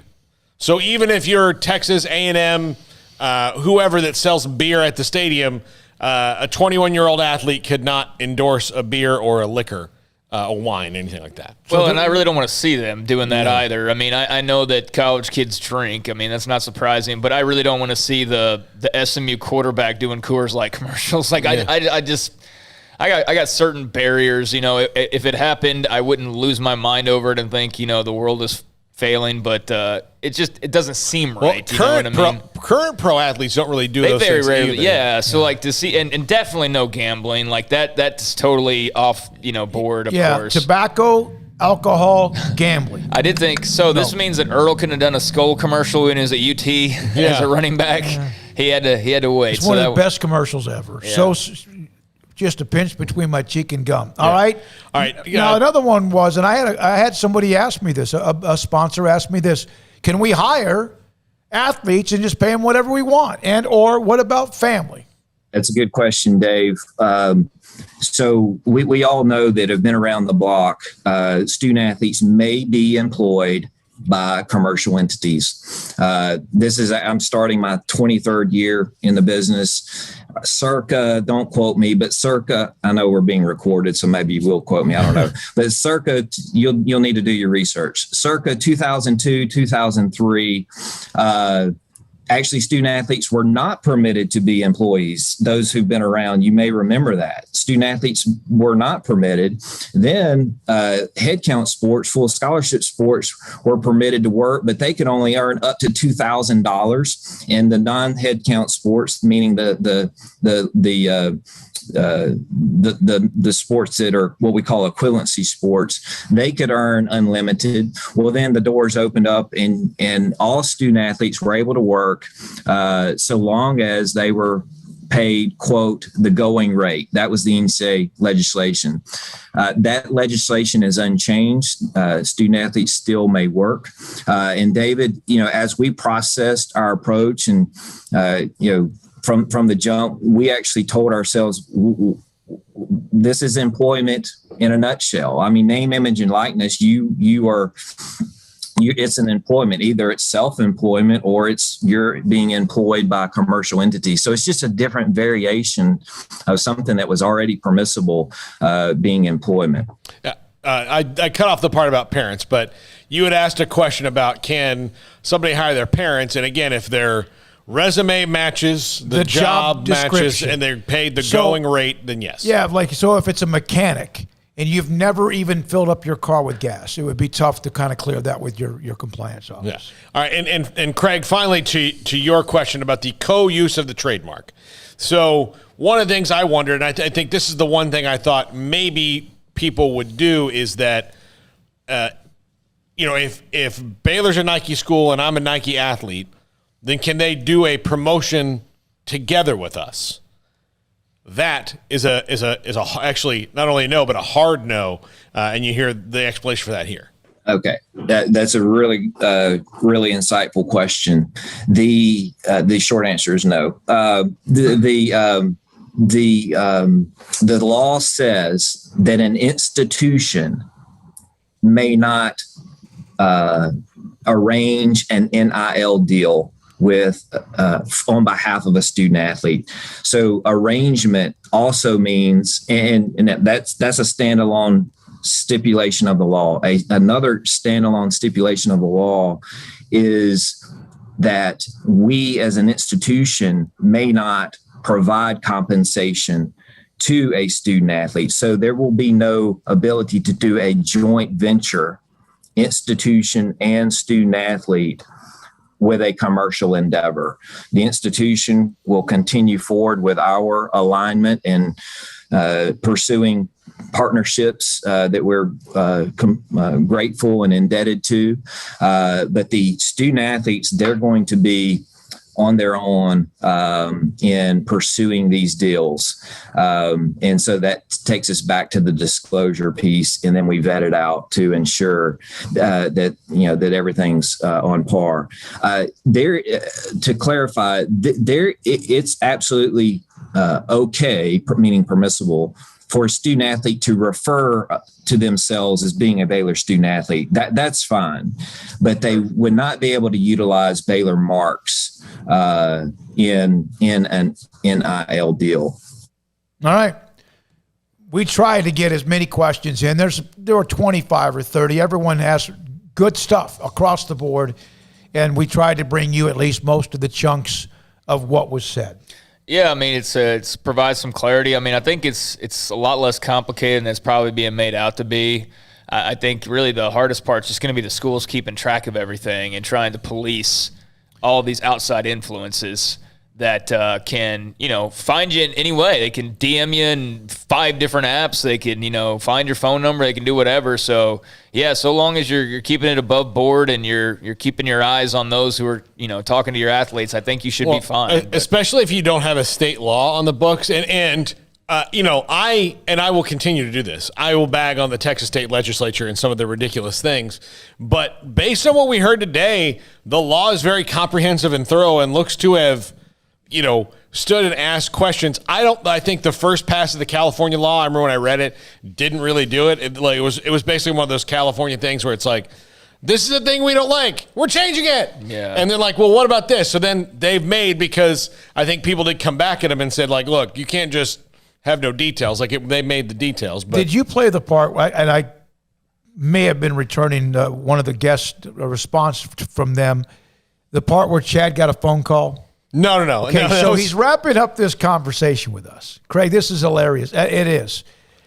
And he was trying to explain to me, I think it might have been the Reggie SMUs, Bush and all that stuff. And he says, and even right now at this time, I'm getting my phone is blowing up from someone that I know who is contacting me about an NIL agreement he wants to sign. So his phone, and he said this is much more difficult for everybody involved in compliance, where you would think it might be easier. Just let them run, but you can't. It used to be the answer, as he said, Paul, remember, was just say no. Well, just say no. Mac Rhodes said yesterday, they're in the process of hiring somebody or partnering with someone, and I know other schools have as well, and that'll take a lot off their plate. That'll take a lot off of Jovan and Chad Jackson and all those people's plates, because right now, for Baylor, compliance is doing all this, and the benefit of hiring an outside entity who's specifically designed to execute deals and come up with deals and do all that, that'll be a huge load off their plate here in the next month or whenever they actually make that official. But yeah, there's a lot to deal with right now. I can only imagine, and a lot of questions. And look, we're asking all these questions, and they're the ones that have to have the answers for them. Like, they actually have to know all these different things. And you just said that thing went for 30 minutes. How many? Like 25 questions? No, went for an hour. Okay, Yeah, so like 30 hour. questions just now, and I'm sure it could have gone another hour. Oh, and so easily, yeah. And so these are all these people asking these questions because we have no idea, and then there's somebody who, outside of his regular job, and Jovan as well, have to then put that on their plate. So yeah, it's a lot to deal with. I'm telling you right now, but you could even hear Chad and Jovan discuss what Chad's going through, what he's learning, and you could tell Chad's like reciting law. I mean, you better.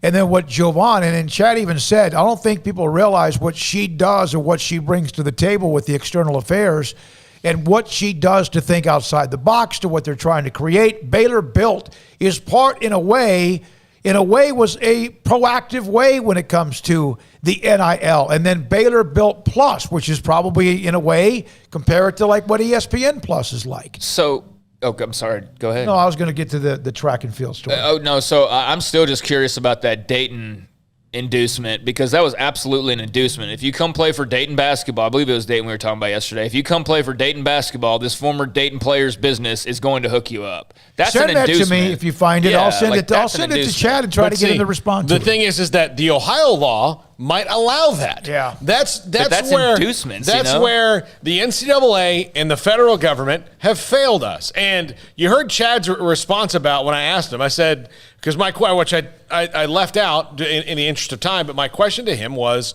look, you had 7 years since the O'Bannon case to figure this out. What took so long? Because he had mentioned early in the thing, he was, look, the people are on the NCAA, but the NCAA is the association. The members vote on things. And it said that so many people, which again kind of highlights, look, if you've got 300 plus members that have to vote on something, it highlights the need for a commission that kind of speaks for everybody, but with less voices, And so I would just kind of maybe be more in favor of, let's let the conference commissioners speak for their institutions, and then basically say this is where our conference stands, and then try to hash it out between those 8 to 10 people as opposed to 300 plus institutions individually. All right, go ahead. No, let's get to this story. Okay, Sha'Carri Richardson won the 100 meter, right? Gold medal. She's a contender for that run, a 10.86 in the 100 meter in the U.S. Olympic trials. It qualified for the U.S. team for Tokyo. And then all of a sudden, the story came out. She was entered in an event in Stockholm Diamond League meeting in Sweden. And all of a sudden, her name was not on the entry list. Come to find out, Sha'Carri Richardson, who's LSU, she's fast as lightning, as you can imagine. An incredible personality. Tested positive for marijuana.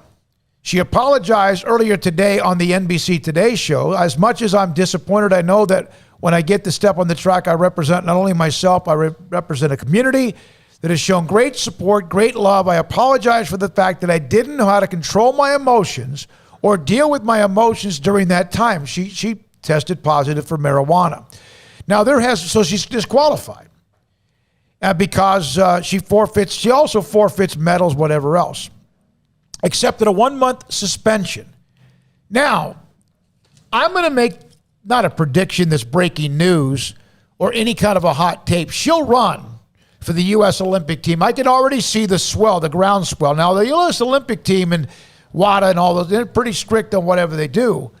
But I just popped up another tweet. Sha'Carri Richardson's suspension is ridiculous. I've seen media people say it. I've seen even former players that what she's being disqualified for is ridiculous. She knew the rules.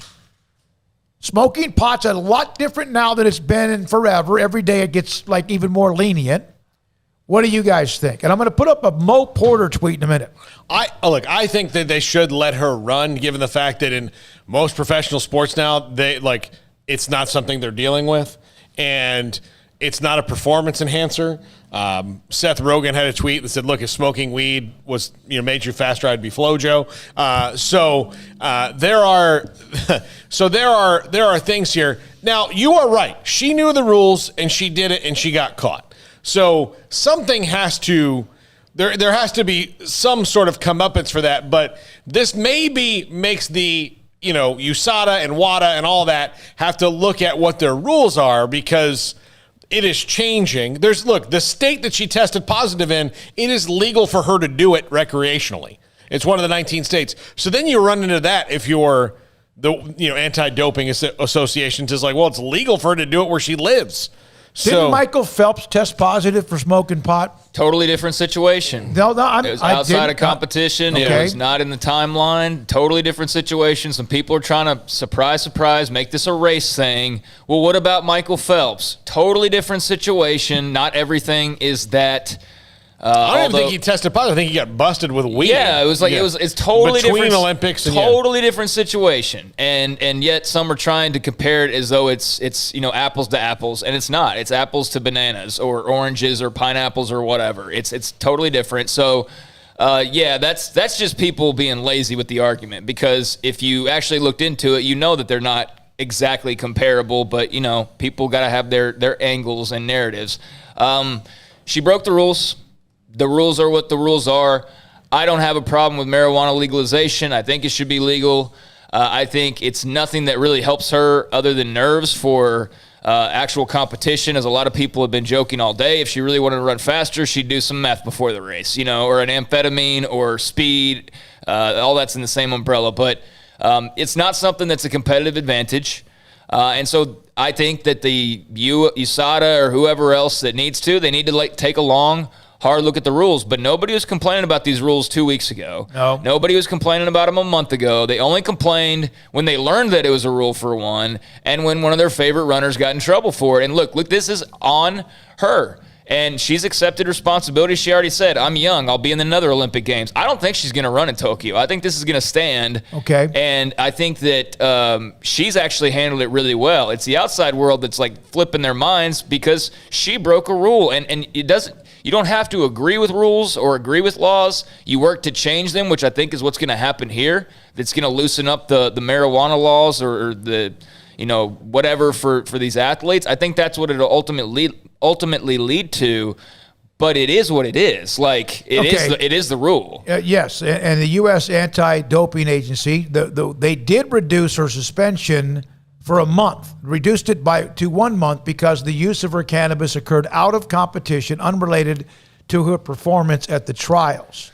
I feel the groundswell, and this is going to turn into, and you're right, Craig, I've already seen, Michael Phelps, who's a white guy, who's a great swimmer, compared to Sha'Carri Richardson, who I think if you see somebody making that comparison, fabulous. If you see somebody making that comparison, they probably make that comparison for a lot of things, and they're obviously not very well educated on the subject. Just know that if you see that comparison. But she accepted the suspension. She said she was wrong. This will be interesting to follow. I'm going to make the prediction she runs. If she does, Okay, if she does it, it doesn't matter to me either way. I'm not going to lose sleep over it. Yeah, and let me be very clear. I hope that she somehow runs. I just don't think she will. I think this is going to be something that's upheld. That's my guess on it. And just like you're making a guess, I'm making a guess. But do I think that these rules should be relaxed? Absolutely. Do I think Sha'Carri Richardson should be able to run no matter how much weed she smokes? Absolutely. So long as she's not blazing on the track beforehand, and passing secondhand aroma or something. Like what she does in her private time, so long as it's that type of substance and not pills or, needles or whatever else that could be way, way worse, then I don't have a problem with her smoking weed. I do think the laws in this day and age are probably a little bit too serious. But again, it is, you can't be mad that she got in trouble for something that she broke a rule for. I mean, like that, we don't have to agree that the rule's a good rule, but the rule is a rule. So to me, it's just that straightforward. Here's Mo Porter, played at Baylor. His tweet earlier today, this is a young man who's a young black former athlete at Baylor. Do you have that, Armstrong? Mo Porter? I love Sha'Carri, but it's no excuses in this business. Hold her accountable to where she don't make this mistake again. Rules are rules, and everybody got to go abide by them. It's sad, but stop trying to save her. That's from Mo Porter. Emmanuel Acho had one of the best tweets. He said, legalizing weed in track and field competitions, all good if you're running in a straight line. Legalizing weed in track and field competition is terribly dangerous if you're going to throw the javelin. Yeah.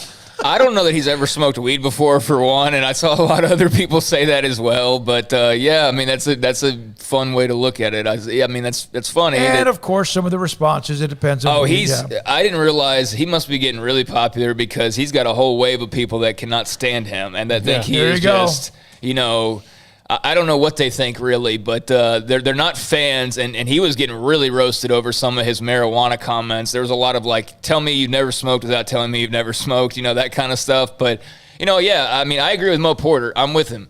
I wish Sha'Carri Richardson could represent the U.S. like she should be and like she earned the chance to do, but it's a rule.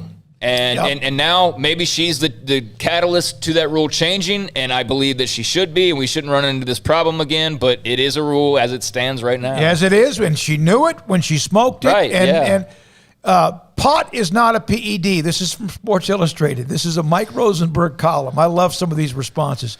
If it made a person run faster, Woody Harrelson would be Usain Bolt. Yeah. Yeah. All right, when we come back, go ahead. You can't tell me a lot of those Jamaican sprinters aren't smoking the goodest of good down there, in their off time. We got to go. Yeah, probably USADA has the rule, but Jamaica Sada, whatever it is, whatever they have, probably doesn't.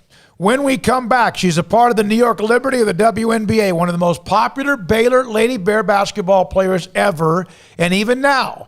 Her thoughts about the WNBA, her thoughts about the style they play in New York compared to what she played at Baylor, and how that might, with Nikki Collen coming to Baylor, help some of the players that are there.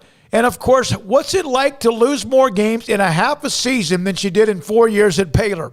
Didi Richards, via Zoom, of the New York Liberty, former Baylor great, is next on SicEm365 Radio.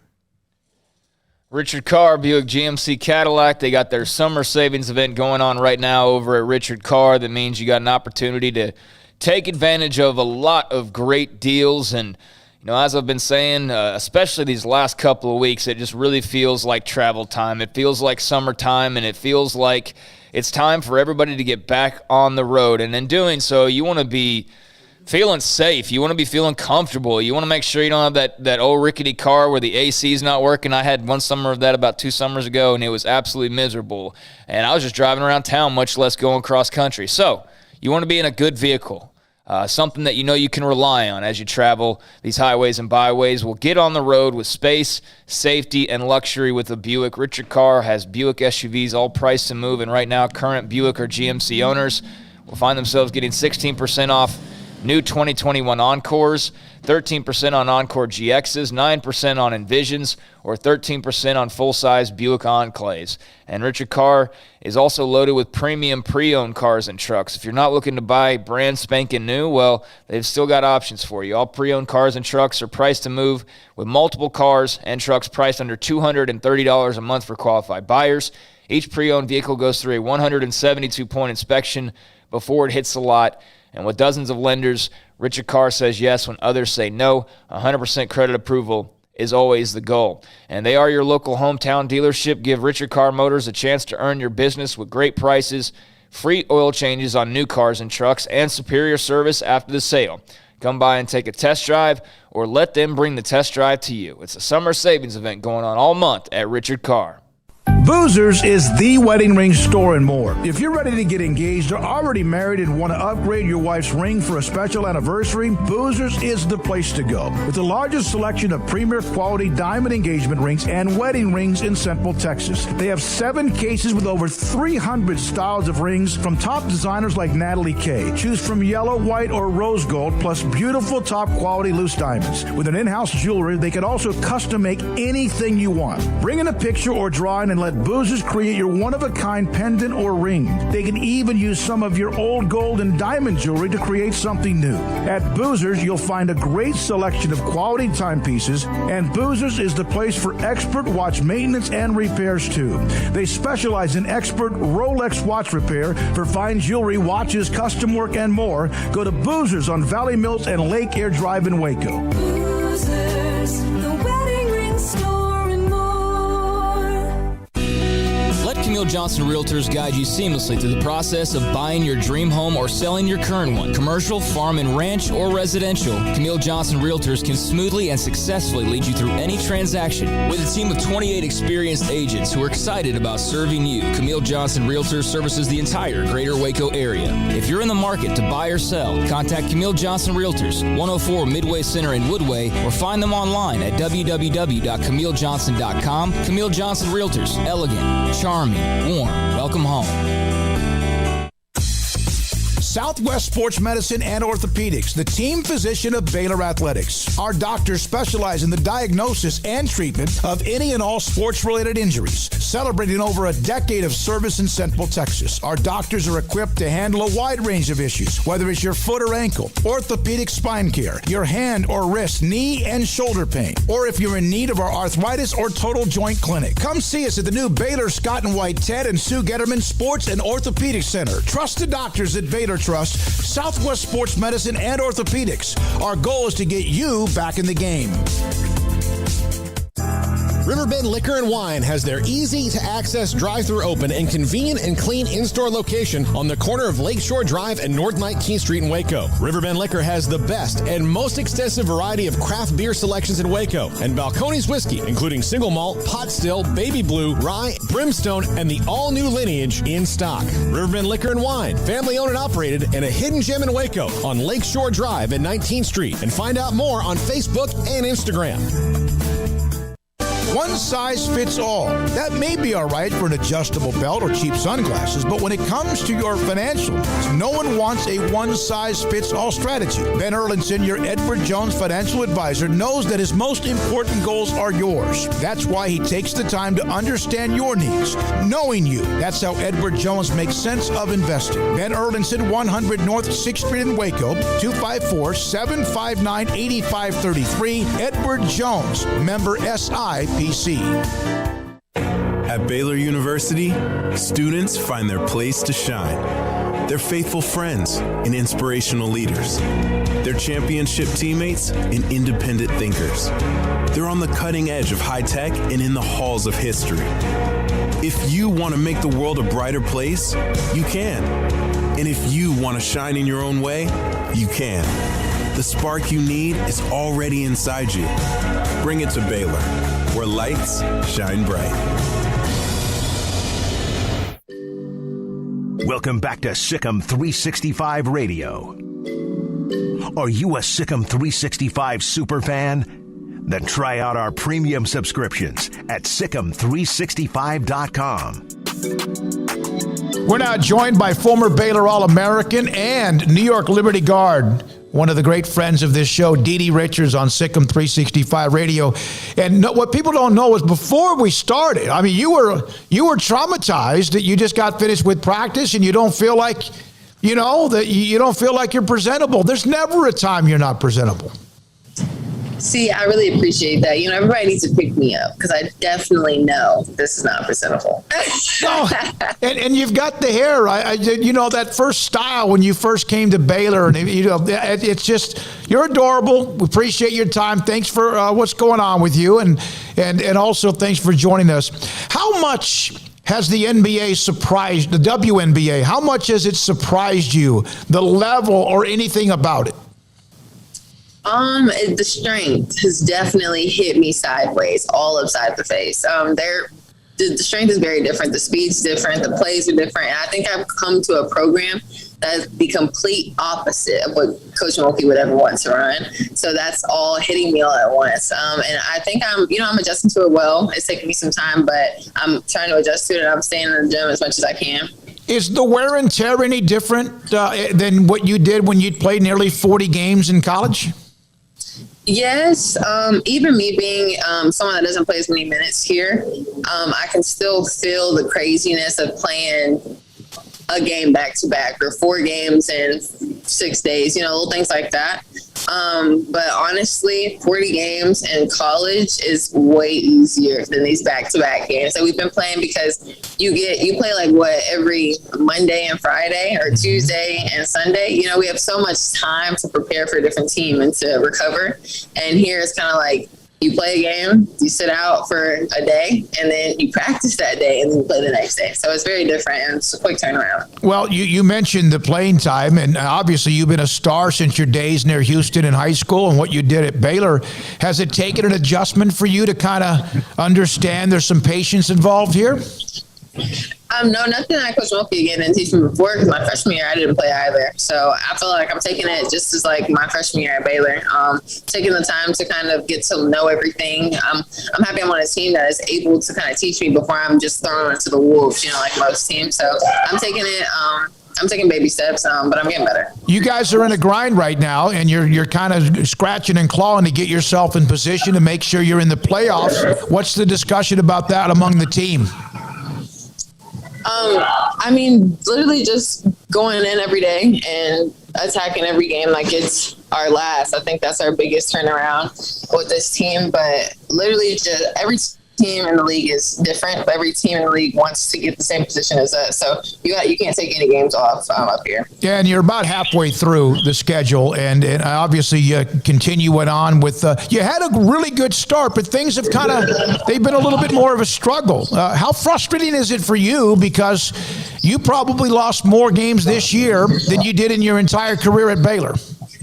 Yeah, I was definitely just saying that to one of my teammates. I'm like, y'all, this is the most games I've lost in my career at Baylor. And it's just literally it hit me after our first loss. We got beat by, I want to say 30. And I was just like, ew, this isn't, I can't do this. And I wanted to cry or whatever. And they're like, Didi, no, we literally play tomorrow. So I think that's the difference between college and now. Is you can't really dwell on a loss. You can't take one whole practice for a coach to go off on you on a loss because you're literally playing the next day. You mentioned that there were a couple of places in particular that you would probably fit in the best because of you, your personality, expressions, and all the things that that you represent and who you are as a person. And New York was obviously one of them. Has it been all you thought it would be? Yes, it's literally exactly what I expected. I'm sorry, it's a lot going on over here. That's okay. But no, literally is everything I expected and more. New York is me, so fast paced, so bubbly. It's like everything is going on. It's bright, So I'm so happy I'm here. You mentioned this, and obviously it's been a while since the draft, and then Nike, Jordan Brand, all of that you got involved with. What did that mean to you? No one could have been surprised that you were a part of that, but what did that mean to you that they did reach out to you? It was a dream. I think everybody in this level, I think you get to a point where you're kind of dreaming for something. And one of my dreams was to be a Nike athlete or to be a Jordan athlete, but definitely to be a Nike athlete. And just to be able to say that I am one is humbling, and I'm beyond grateful for it. And I hope that I won't let them down. What about the clothing line that I see you modeling all the time on Twitter? You're showing up at a game or wherever you might be. How much input do you have with that? I'm telling you, that's all me, you know? No, but it's literally, I don't know. I think that's my favorite part. Don't tell my coach I said that, but that's my favorite part of game days is literally putting on clothes and walking in the tunnel and taking pictures because, like, it's the closest thing to modeling that I can get to right now. Well, that's no different than one day that after your career that we hope is a long, long time that you're going to go down one of those runways, right? Oh, I'm hoping. Fingers crossed, you guys. Fingers crossed. Hopefully sooner rather than later. I saw you the other day. I don't know, maybe even yesterday. You said, I hate hearing no. What do you mean by that? Like when I ask for food or something, please give me the food, you know? So I don't know. I went through something where I wanted some pizza and I asked someone to order me some pizza and they told me no. And I was like, what?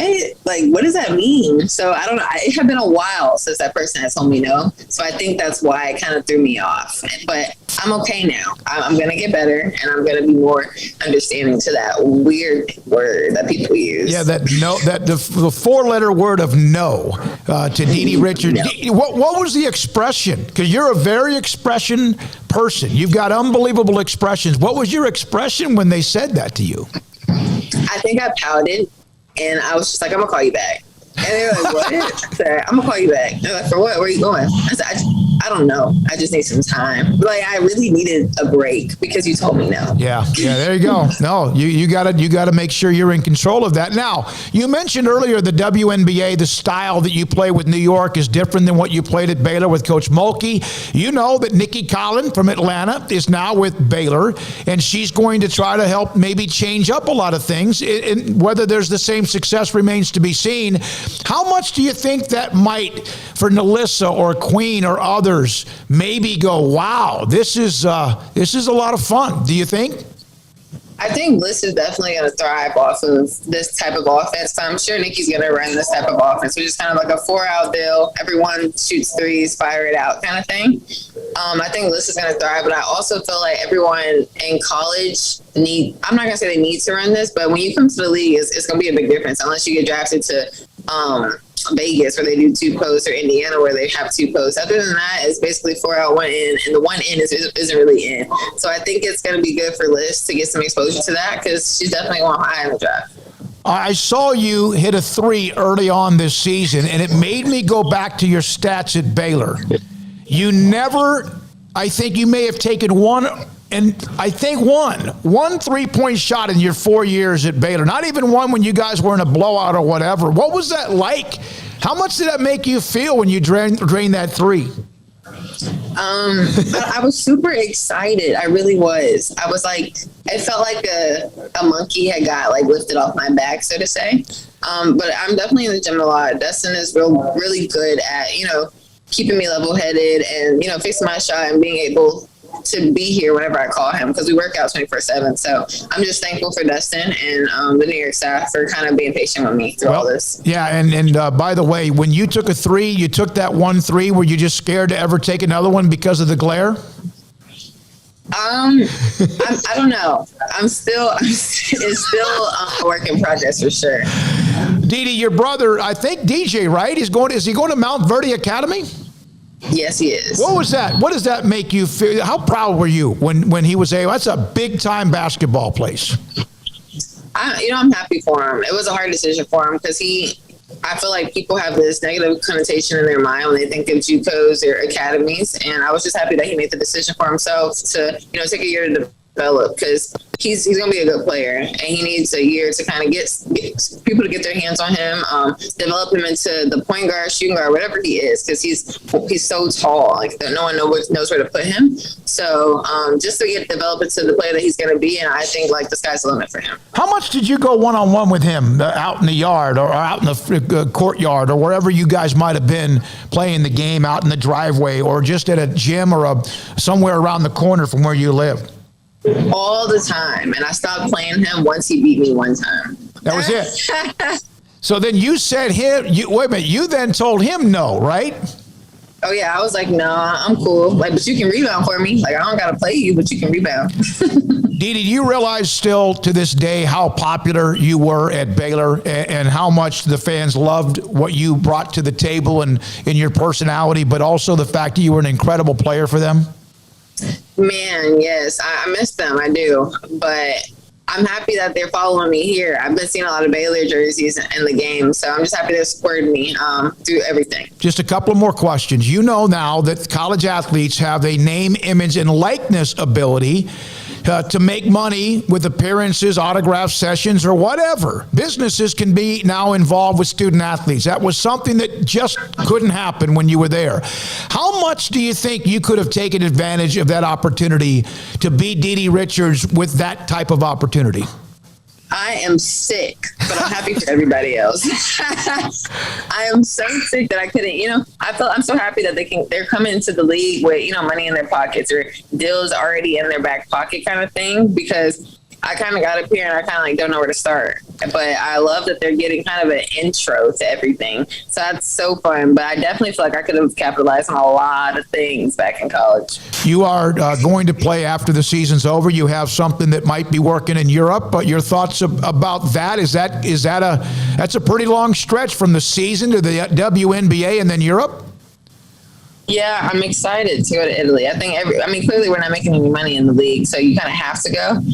But I'm happy I'm in a place like Italy where it's beautiful, and I can again go shopping and probably find something out there. So I think all doors are kind of leading me to the same place. And I'm grateful to take advantage of them. You were a finalist again for the Inspiration Award recently for collegiate athletes, and what is I hope this question doesn't sound wrong, but don't you want to be able to just beat Didi Richards? And I know the moment, and we understand the story about last year, but have you ever gotten kind of worn out with that story being told over and over again?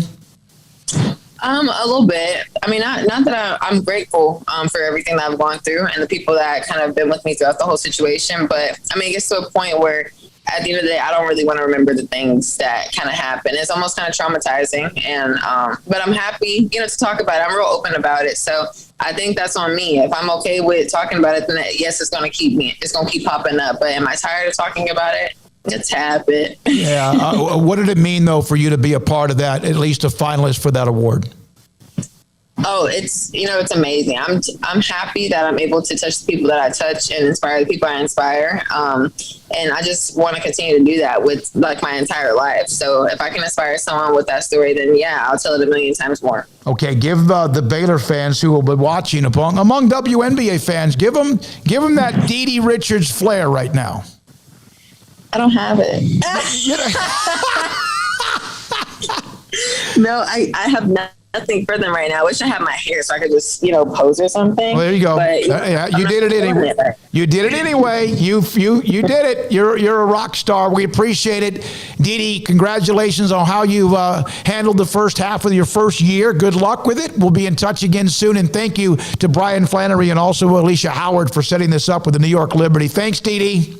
Thank you so much. It's always a pleasure. Absolutely. That's Didi Richards, New York Liberty, former Baylor All-American, on SicEm365 Radio. PettyClinicLowT.com. Dr. Kent Petty can help you become the high-performance man that you want to be. How does he do that? Well, first of all, you contact PettyClinicLowT.com and tell them that Smokey sent you. PettyClinicLowT.com, and the number and email address is there. Tell them I sent you because perhaps you have what are 1 out of every 3 men symptoms of low testosterone, a low T. Sex drive, sleeping issues, and or you just aren't as focused and you're not as energetic. Something has made you lethargic. And there's other reasons behind that too, but it could be. As you get older, Father Time, 1 out of every 3 men lose testosterone in their body. The levels drop. Get a blood test. Dr. Petty will set that up for you. He'll set up the blood work at a lab, get the results, and then look at your testosterone levels. And if they are lower than there should be, then he'll put you in a program to help you become the high-performance man that you either used to be or that you need to be. Again, sleep, sex drive, and focus. Sleep, sex drive, and energy. PettyClinicLowT.com. PettyClinicLowT.com. Y'all listen up. Let me tell you something about group meals from Rudy's Barbecue. It's got all you need for all the folks you gotta feed, smoked meat, sides, and more. There's everything down to the tablecloth, just like the one that you see at the store. At a bridal shower, it's better than flowers. And a long business meeting, it'll pass the hours. It'll feed all the cousins at a family function. It's better than potluck at a church luncheon. Next time you need to feed 10 or more, call and order a Rudy's group meal. Next in line. Did you know that 1 out of every 4 men have symptomatic low levels of testosterone and don't even know it? And if you think you're too young to worry about it, guess again. Low T levels can make you feel tired and grumpy, cause weight gain, and wreak havoc on your sexual desire and performance. Petty Clinic Low T can set up same-day blood screening and results, so if you're tired of being tired, I challenge you to man up and Google search Low T Waco or go online, pettycliniclowt.com. It's a private clinic with an atmosphere catering to men. Affordable, only $150 a month, includes lab work, office consultation, testosterone injections, follow-up visits compared to $395 a month in Dallas or Austin, and you don't have to fight the traffic. Petty Clinic Low T is board-certified physician consultations, will provide the best form of brand-strength testosterone available. Contact Petty Clinic Low T today, just off Highway 84 and Old Hewitt Drive in Woodway. Petty Clinic Low T, helping men become the high-performance men they deserve to be. PettyClinicLowT.com or Google search Low T Waco. After my first car accident, I feared the biggest damage would be to my wallet. I expected a mountain of bills and a long, drawn-out process. But my Texas Farm Bureau insurance agent was there when I needed her and helped me get back on my feet and in my car in no time. Instead of a hassle, I got reassurance and a quick recovery. Stop by and see our agents at one of our 3 McLennan County locations. Coverage and discounts are subject to qualifications and policy terms and may vary by situation. Stepping into the boots of a U.S. Army officer can add confidence and leadership skills to your son or daughter's career path. See all the things they can achieve in our boots at GoArmy.com. U.S. Army Waco Recruiting Company, 254-598-8131 or 254-776-1543. Fitness for qualified buyer with $4,000 down to 2.9% TTNL extra. See dealer for details. Travel is back during the summer savings event at Richard Carr. Explore America in the space and safety of an SUV or truck from Richard Carr. Savings like a 2016 Buick Encore for $148 a month, a 2017 GMC Sierra for only $318 a month, or a 2016 GMC Acadia for only $228 a month. At Richard Carr, 100% credit approval is always the goal. Log on or get here now and save at the summer savings event at Richard Carr. At Richard Carr, we give you more. How did Edward Jones become one of the biggest financial service companies in the world? By not acting that way. Financial strategies, one-on-one advice, it's a big difference. And that's why Brad Wilson, your Edward Jones financial advisor, makes sense of investing. Experience the difference for yourself. Brad Wilson, 250 Sharon Drive in Woodway, 254-776-4337. Edward Jones, member SIPC. Welcome back to SicEm365 Radio. And how about the hustle at first, boasting on Gondrazic, but not giving up Didi Richardson. The 5 o'clock hour is sponsored by Edward Jones Investments with financial advisor Tom Albers, staying in touch with you and your money through these difficult and changing times. Edward Jones, making sense of investing. Now here's David Smoak, Paul Catalina, and Craig Smoak. Pretty high-level recruit out of Mansfield area a year ago, Hal Presley, 2021, class of 2021, signed with Auburn. He was originally committed to Baylor, and he had big schools, Oklahoma, Michigan State, Oklahoma State, TCU, Texas, Southern Cal. He's from Summit High School. He entered the transfer portal, and he is headed back to Baylor, not back to Baylor, but he's committed to transfer to Baylor. We'll try to have more on that for you. That's a big deal to the receiving corps and, of course, a high-level player that once wanted to go to Baylor. Here's our conversation in studio with Baylor women's basketball coach Nicki Collen at Midway High School. Let's go straight to our special guests, Paul Catalina, David Smoak, and Craig Smoak in studio with so many others. Thanks to Kyle Robarts today as well. But Nicki Collen, Baylor women's basketball coach, joins us in studio on SicEm365 Radio. I want to start with this. How is your elasticity? My elasticity? In regards to what? I heard you went to go check your elasticity, and it was a bad day. Ouch.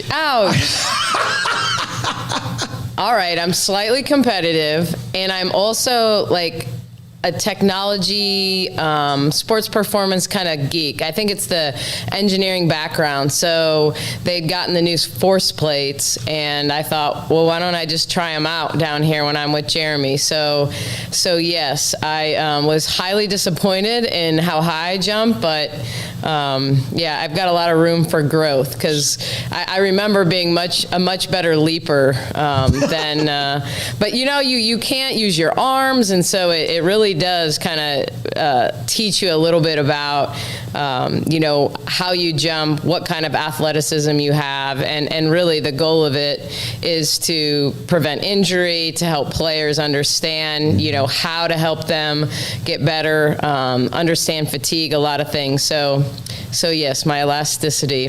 I've never been someone that's had a lot of hamstring flexibility, so there's definitely work to do. And the competitive part of you will make sure that gets even better. And yeah. I mean, I went up to the office and literally everyone was like, "Why are you depressed?" So I had to tell the story. Depressed. Yeah. So yeah. Nikki, you've now been the head coach for quite some time. I know you guys are working out as well. You've had a chance. How important was that option, knowing that you had taken over a brand new program and obviously a program with incredible standards, that you've had a chance to do the workouts this summer? Yeah, I think it's been really, really important. I'm a firm believer in sweat equity. So being able to be out on the court with them, be able to demonstrate, be able to, be their hype person if that's what they need. Certainly when we started, it was just Tari and I, then we added Tony. So allowing Tony and Tari to take some more of a lead in the post and guard workouts now that I've kind of laid the groundwork and expectations. But it's been great to see them work. I know they've been working extremely hard. This is week 4 for us in terms of being in the weight room and being on the court. And this is the first time they've ever done summer basketball workouts. So, it's a new challenge for them as well, but something that they've really embraced. How much of it, the workouts for you aren't really even about the workouts. It's just about you need to know them, well before you get into the season. It's a little bit of everything. It's first of all, it's understanding what their skill set is. You can judge that based on a game. But it's different when you get them on the court and you're working individually. And it's also what I've seen in the past is defined by what they were allowed to do, in someone else's system. So really understanding strengths and weaknesses, understanding how hard they compete, seeing frustration and being able to say, hey, it's June, you're going to be frustrated. This is different. We're going to put you in a lot of pick and rolls, a lot of 2-man. You're going to have to learn these reads. And so you're not going to get it right every time, but it's June, like in November, it'll be a little different. And so it's really getting a jump start in terminology and a lot of things, how we talk about what we do, what our expectations are in terms of how they work and how they compete, with one another and for one another. I saw the video when you first arrived on campus and your family and you were touring the facilities. What was that experience like? What were your thoughts seeing, what you had at your disposal as far as the arena, the locker rooms, all of that? Gratitude.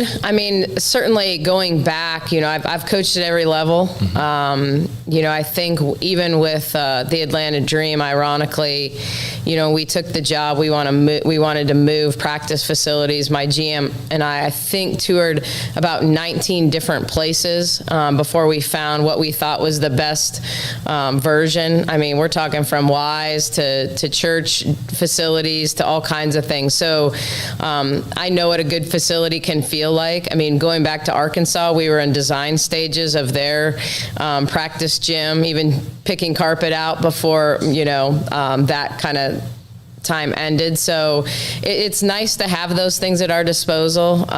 Certainly to me, the resources are great. It's still more about the people. It's about having the right people. So, then you can take advantage of those resources. If you don't have the right people, you're never going to take advantage of all the things that you have to offer, whether it's in the training room or the weight room or in the gym. So, that's been as important to me as anything, so that we do a good job utilizing the facilities. With the offense you've discussed and what you want, and with the players you have, how much more versatile will they be or allowed to be in your offense? Well, that's what they need to be. I mean, ultimately, I think the guards are happy because they're going to be allowed to shoot threes.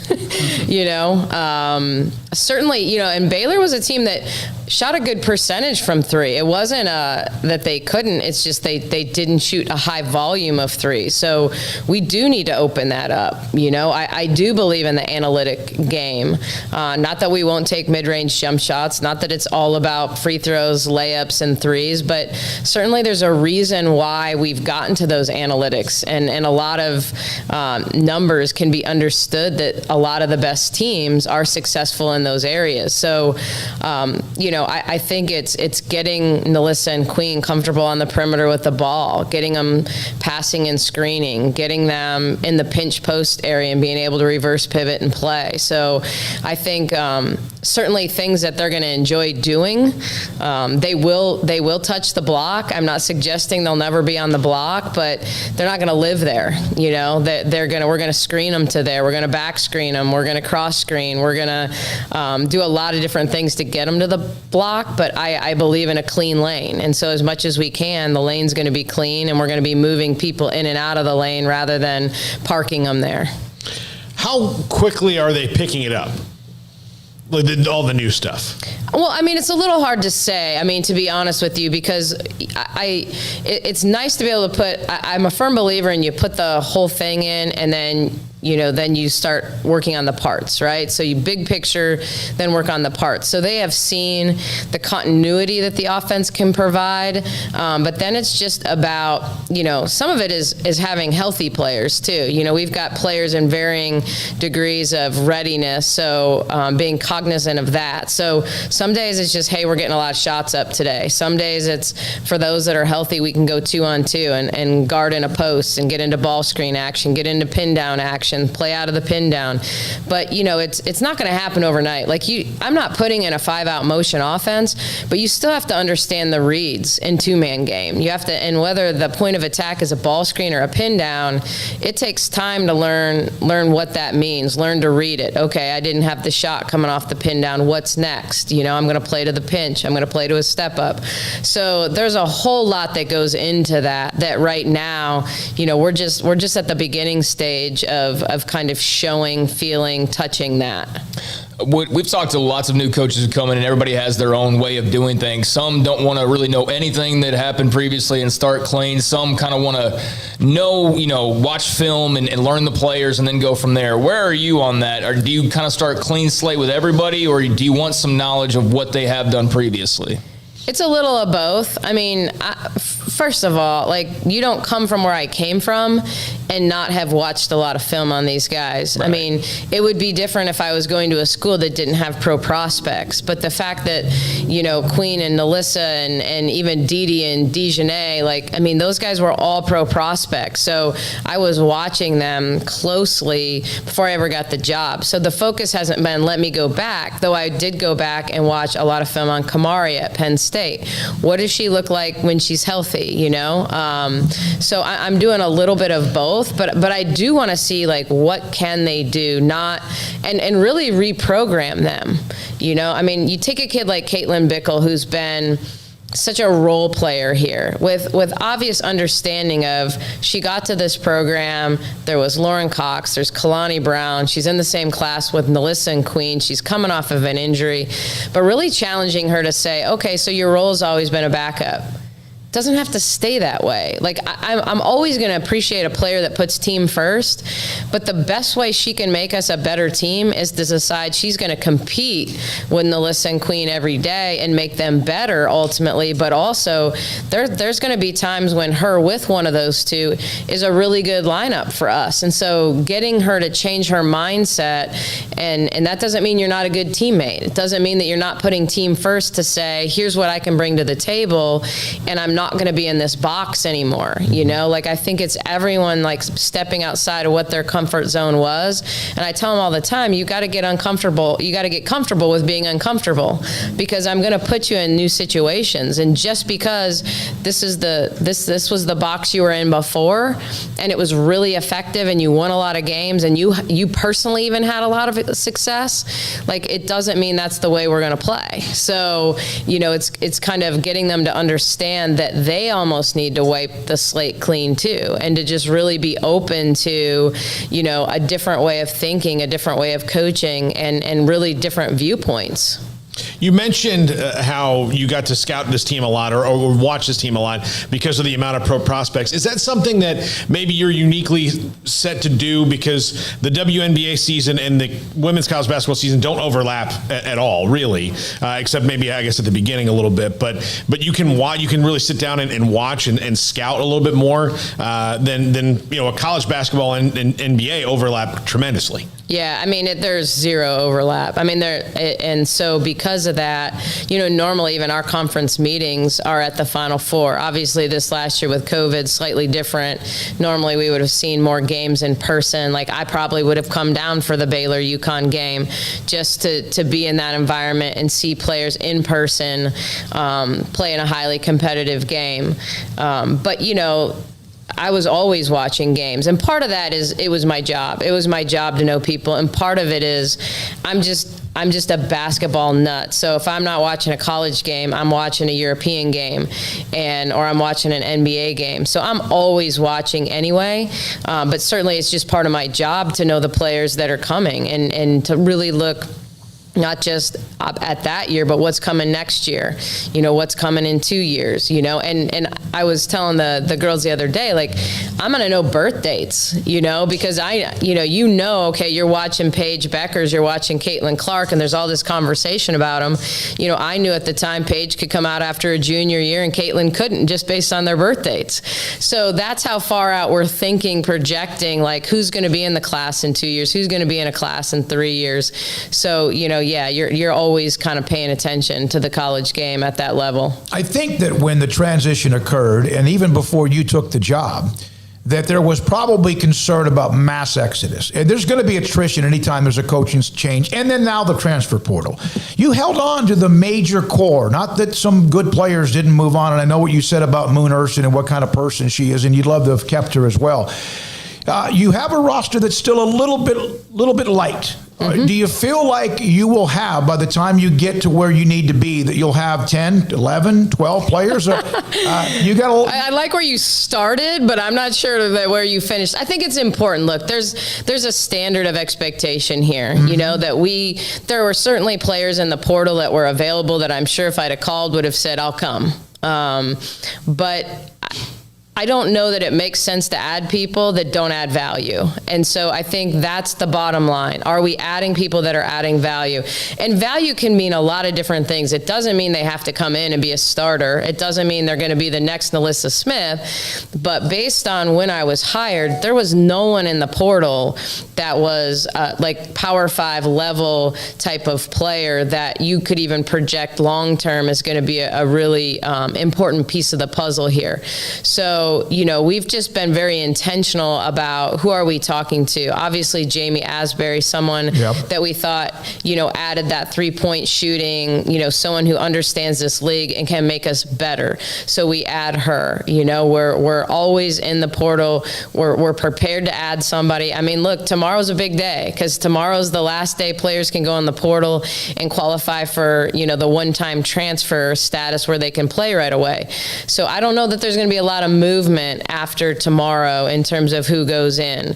And so, you know, we've told our team, hey, there might only be 8. We may add some walk-ons in the fall to have practice players. But, you know, take the Notre Dame team a couple years ago that won the national championship. They had the right 8 players. And at this point, what I feel good about is that we have 8 players currently that we have every position covered with backups. They're all good. I can play all of them. And I just firmly believe believe that you can create an amazing chemistry when you have a group of players that all know they're going to have a significant role in what you do. So, yeah, you can have 13 players, but if 3 of them don't play, what are they adding? You know, what are they adding to your team? And so, you know, assuming health, you know, so yes, we're looking.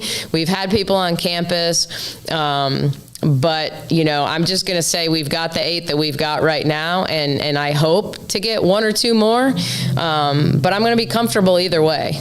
You have one more coaching job open, right? Mm-hmm. Is that something? You got a smile on your face. You going to announce that right now for us? No, I'm not going to announce that right now. I'm not. But yes, I can tell you that she will be on board sooner rather than later. Well, we got 50% of there. Right you go. There. We got okay. All right, good deal. There's a whole bunch of people we can eliminate right off that clip. Yeah, exactly. There you go. It's not Odyssey Sims, is it? It is not, though I will tell you I've had conversations with Odyssey because I think long-term, I think she'd love to coach. Yeah. You know, she actually reached out to me, you know, it was probably a month or so now, and I said, well, are you retiring? And she said, no, I'm not quite ready to retire. But I think she's starting to. I mean, having had Jaden in the last year and thinking, you know, projecting forward, I do think it's a little bit in the back of her mind. I don't think right now that, you know, adding someone that can't be fully committed to the mission, so to speak, is the right thing. And I know there have been WNBA players that have been on staffs, but I think it's easier when you're established, when you have, you know, a group of people that have worked together. You know, when you're at the ground floor like this staff is right now, and we're grinding until 11 o'clock every night, I mean, it's a little hard to stay kind of a person down half the year, because a WNBA season is really, it's 6 months if you're on a decent team. So you're talking about half the year where that person can't be as involved as they probably need to be. So it's been, 5 years since you were last in the college game. How different or complicated, or how much are you having to learn about recruiting and what all can go on with that now as compared to when you were last in the college game? Because obviously a lot has changed in the last 5 years. A lot has changed, but I can tell you, not at the foundation, not at what it means to get players interested, who you have to get to know. I mean, you got to know with every person who's going to be a part of their decision-making process. So it's about getting to know the player. It's about getting to know, you know, if it's a single-parent home, is it a two-parent home? Is it the AAU coach that's involved? Is it the high school coach that's involved? You know, pretty quickly you can get up to speed on who the top players are in 23, who the top players are in 24. You know, this is the first day we haven't had people on campus. Since I don't know when. You know, it's just it's a little bit of a break for us. But I mean, we've had 24s on campus, we've had 23s, we've had 22s. I mean, it's just, recruiting is a grind, but it's the lifeblood of any program. So I don't know that a ton has changed. Yes, there's intricacies to the rules at times. Yes, this year was thrown off by COVID in terms of kind of the calendar, but as we go back to a more traditional calendar, as we pass through kind of this COVID stretch, you know, I mean, I'm starting back on the road with everybody else who didn't get to go on the road last year. So, you know, we'll go out next week and I'll be in 5 spots in 7 days. We'll be back for 10 days and then back out for 5. So I certainly know how to watch and evaluate talent and then communicate with kids and families. A young lady named Sammy Martin up in Platteville broke your record for scoring points in a career. Yep. And I was told you couldn't go see her because of COVID, or maybe your schedule as well, but you sent her a video message. Mm-hmm. What'd you say to her? Oh, boy. I don't remember. I think it was more of, and I even did a Zoom, their end of the season banquet. I Zoomed with the Platteville team because unfortunately their season got cut short. I think they were undefeated and the state tournament got cut off in the semis, sure. Right before. I mean, so you talk about heartbreaking for them. You know, it's really funny because I didn't even know I had the record. So that's how like kind of crazy it was. And they'd gotten a new high school coach who, when I was with the Dream, had reached out to me about bringing me back and being more involved. And so, I mean, I was just grateful to kind of reconnect. I hadn't been back in a number of years. I mean, coaching is so nomadic and it's crazy. The only time I was ever back, even in Southwest Wisconsin, was when I was at Florida Gulf Coast. I recruited a kid named Hannah Whitish from Barneveld High School, which was kind of in the same area as Platteville, and she ended up going to Nebraska and playing there. But, I hadn't been back. But I mean, I don't remember what the message was. Records are meant to be broken. Sure. I mean, I think when I left middle school, I think I had the 50, the 100, the 200, the 400, the high jump, and the long jump record. And it was like, how long were those going to last? Like, I mean, I don't even know that I run that fast or jump that high. So, I mean, I think you just always expect those things to be broken. Like, I can still remember being a high school kid and Sonia Henning, who played at Stanford, had the state scoring record. And that, when I used to dribble around in the driveway, it was like, that's what I was thinking about. I was thinking about breaking her record. And ironically, I was nowhere near it because I was such a pass first point guard that I was nowhere near the scoring record. But my AAU teammate, Angie Hallbley, broke it my senior year. So one of my very best friends ends up breaking that record, which was then broken probably 2 or 3 more times since then. But yeah, I mean, records are meant to be broken. So you're just always happy. I was happy for them that they were successful because Platteville hasn't always been successful in girls' sports. Melvin Hunt, Billings, others have said that no one's going to outwork you and that you are a sponge when it comes to basketball or soaking in basketball knowledge that you used to go after practice when the Hawks were practicing, which is great because where they are now in the conference finals, and won last night without Trae Young. Where did that come from in you? Where did all that come from? I mean, I think a lot of it is just, first of all, it's in my DNA. I think that I was raised, I've always said in our household, I was raised with this like sense of expectation. Like it was just excellence was expected in our house. So, my brother and my sister and I were all valedictorians of our high school classes. You didn't bring bad grades into the house. You didn't cause trouble. I don't know. I mean, and now did I feel scared to like bring a B home? No. So I think I just grew up where like you just were expected to do your best. Like it was just whatever you were doing, whatever sport, whatever activity, whatever you were doing, you were supposed to do your best. And so I think a lot of it is that. And then, I mean, ultimately, why am I that way with basketball? Because it's the thing I first fell in love with, like I played every sport. I mean, I played soccer, I played Little League baseball, I played volleyball in high school. I mean, I tried everything.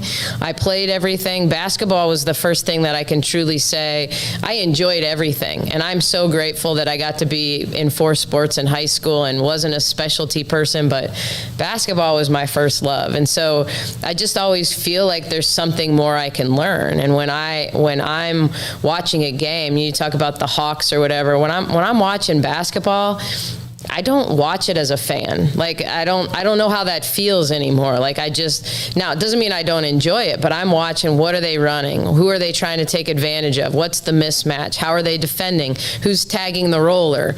I mean, you're watching off the ball. You're watching the pace of the game. You're watching the physicality of the game.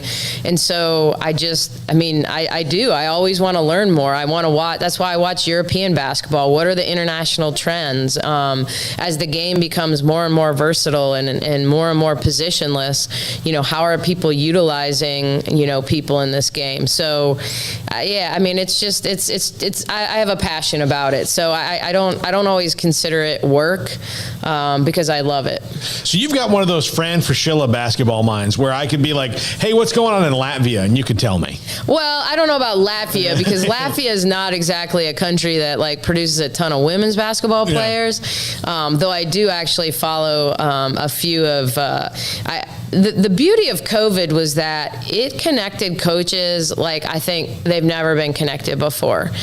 And so I got connected to a coach with a G League team, and he's always posting international videos. So now I'm like watching all these coaches, men's coaches overseas, and some of the actions that they run. And, you know, you always have to understand, like, are they going to translate to the women's game? Not everything translates, you know, like you can't, I mean, as good as Trae Young is, like, he can throw a bad pass and John Collins can go get it and tomahawk dunk it. You know, like there's a little more room for error because of the athleticism. So sometimes you have to ask yourself the questions like, is that open because of the level of athlete, or is that open because, man, that's just hard to guard? So, but yeah, I certainly know the game. I mean, Serbia upset France for the Eurobasket championship last week. That was huge. Like, you know, France and Spain are always the favorites, and so you know, it just, yeah, I watch a lot of basketball.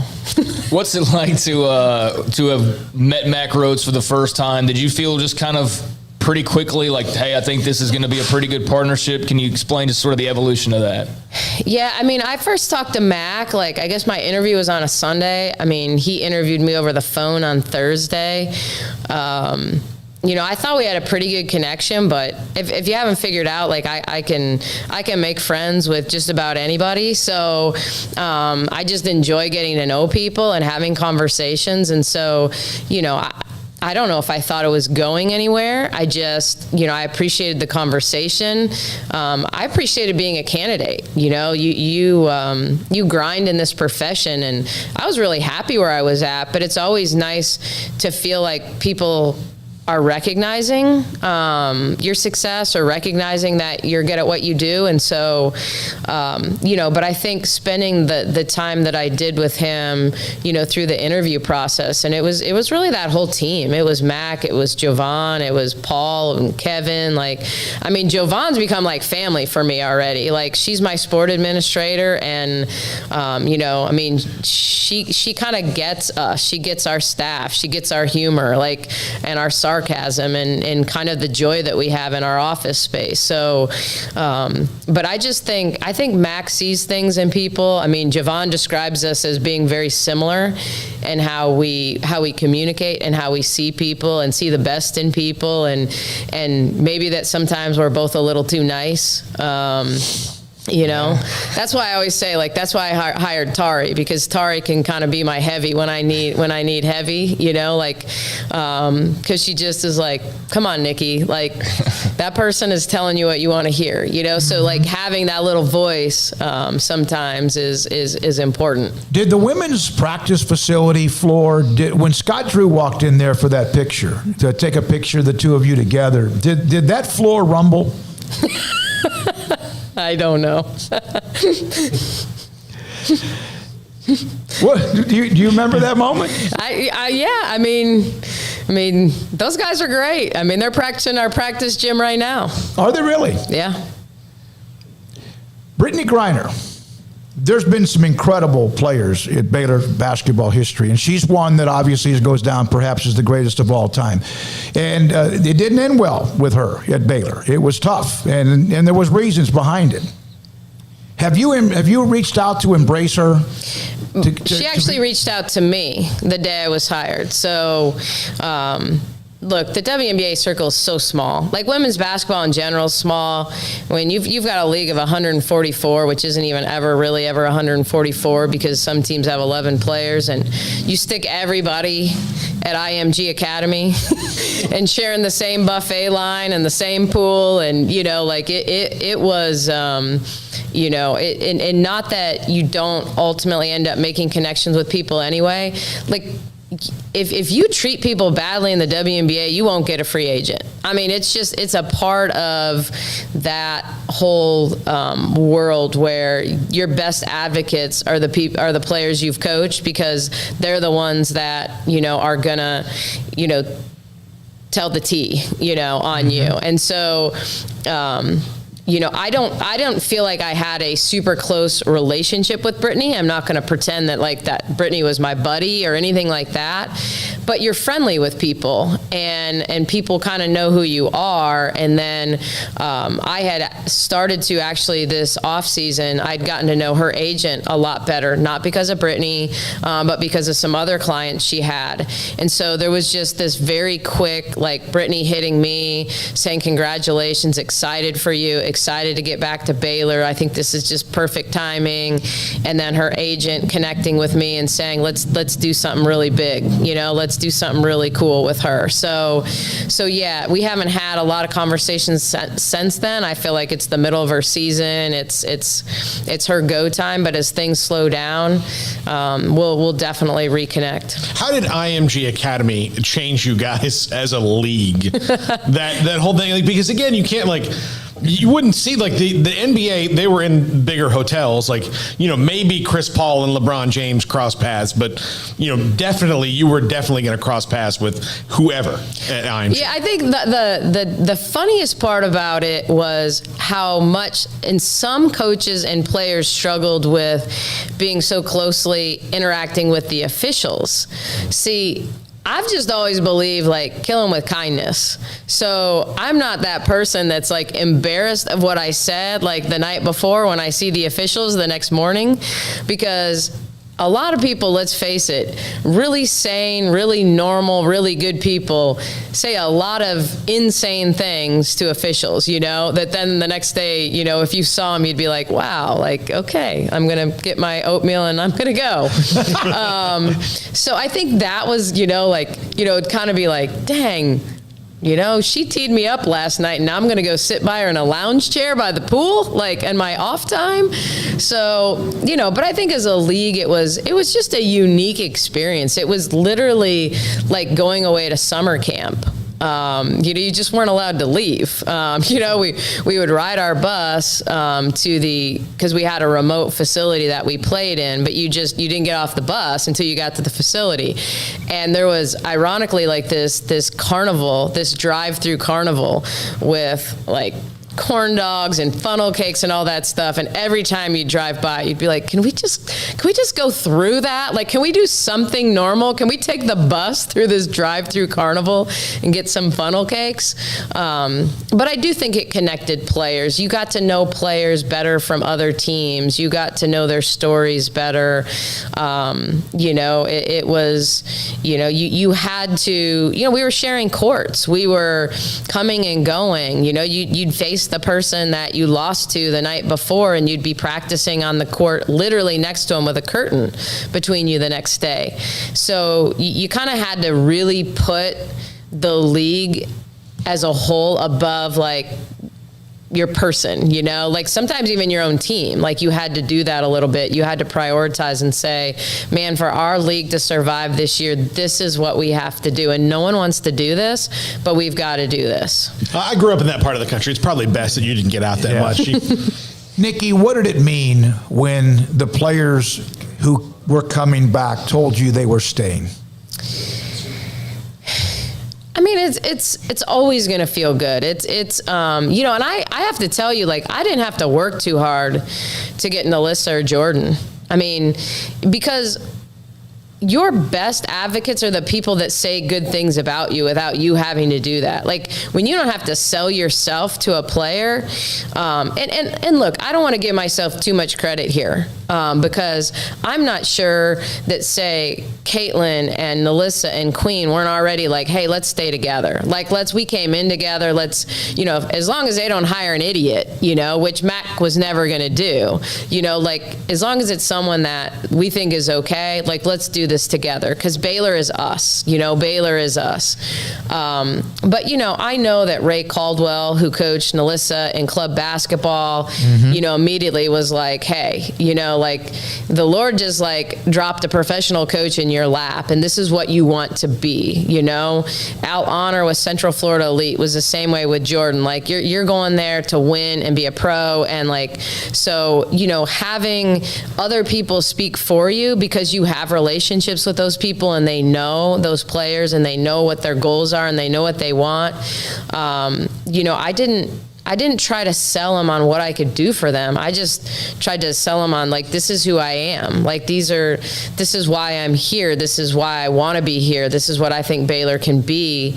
But certainly for the players that were considering transferring, I'm like, look, that's okay too. Like, you chose Baylor for reasons that weren't me. And maybe it's not even me, you know? I mean, I look at someone like Trinity Oliver. I mean, she spent 4 years of her life here. She graduated from here. You know, I'm not sure that she has any problems. Like, I think I'd be comfortable with anyone calling her and saying, like, hey, she and I built a really good relationship, but she'd spent 4 years here. She got her degree. She was looking for a different experience with basketball. And look, I wouldn't have wanted to be the one that if she spent a year here and didn't get what she wanted out of this experience here, that would have held her back from doing something that, you know, might be good for her. So hopefully she gets exactly out of basketball what she wants at the University of Washington, because, you know, that's what I would want for any player. I transferred. I mean, I played on a team that went to the Final Four. I went 2 Big Ten championships. Like, there were great parts of that, but my experience at Marquette, like being someone that played 35 minutes a game, that was in there at crunch time, that helped my team, you know, win an NCAA tournament game, like those are memories that I'll always cherish. So I think there's a right reason to leave, a wrong reason to leave, but every player has to make that personal decision for them. Last question for you. We appreciate your time. We really do. Kyle, thank you so much. What happens if somebody underestimates you? I guess they figure it out later. I mean, I just think a lot of times, I do think a little bit, I have a little bit of the underdog mentality. And I do think, because I'm not always the loudest or boldest or, you know, I have my way about going about things. Like even when, you know, I got this last assistant coach to commit.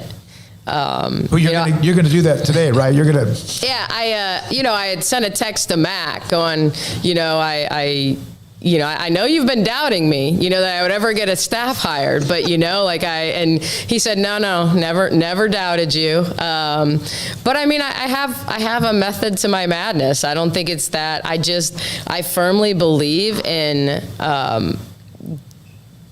doing things my way and having the right people and look, you know, if I have 2 assistants or 3, I could have survived a long time with 2 assistants as long as they're the right 2 and they're really working hard. Because look, I know there's a lot of people out there that have jobs that probably don't earn their keep, you know? So it's about having the right people to surround our players with. And so, you know, I mean, I'm sure there were a lot of people asking those questions, like, does she know what she's doing? I firmly believe I know what I'm doing.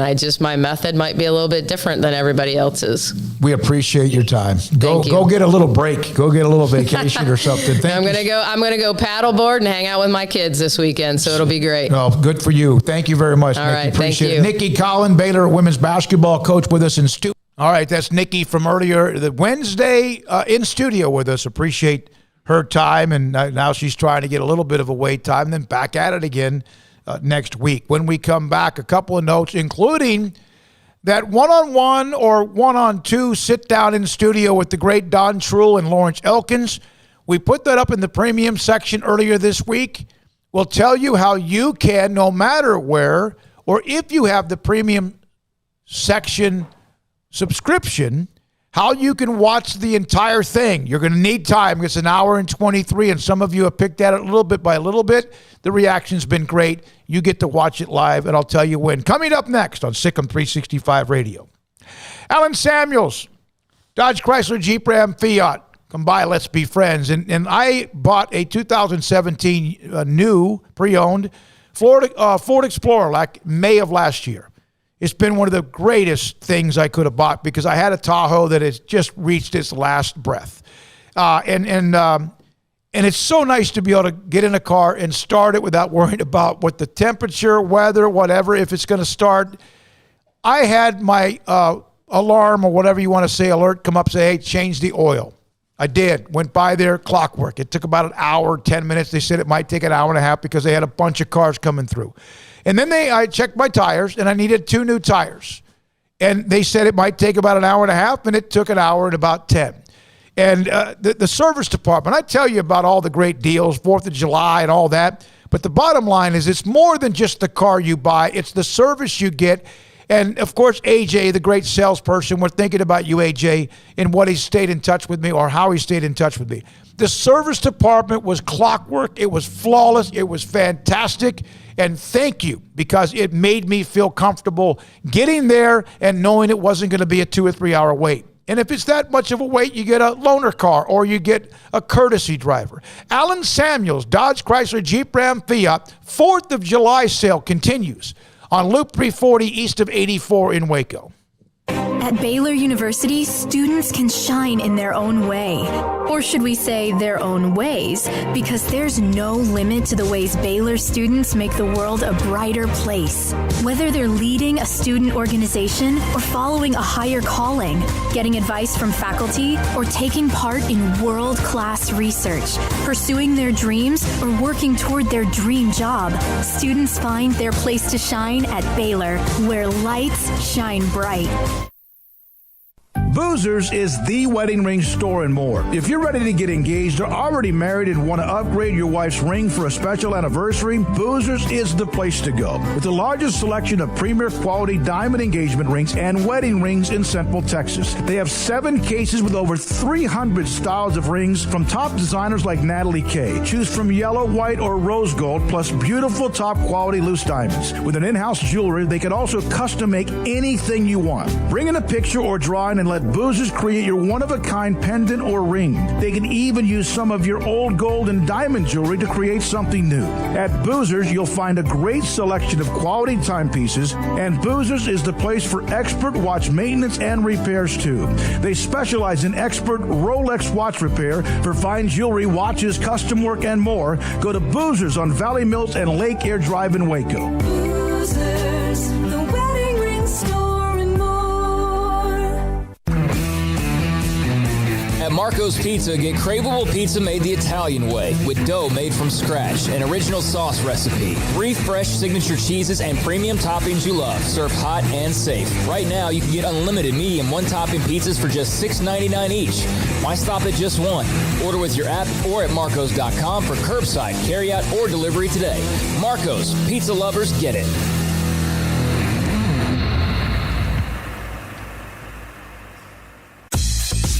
Southwest Sports Medicine and Orthopedics, the team physician of Baylor Athletics. Our doctors specialize in the diagnosis and treatment of any and all sports-related injuries. Celebrating over a decade of service in Central Texas, our doctors are equipped to handle a wide range of issues, whether it's your foot or ankle, orthopedic spine care, your hand or wrist, knee and shoulder pain, or if you're in need of our arthritis or total joint clinic. Come see us at the new Baylor Scott and White Ted and Sue Getterman Sports and Orthopedic Center. Trusted doctors at Baylor Trust, Southwest Sports Medicine and Orthopedics. Our goal is to get you back in the game.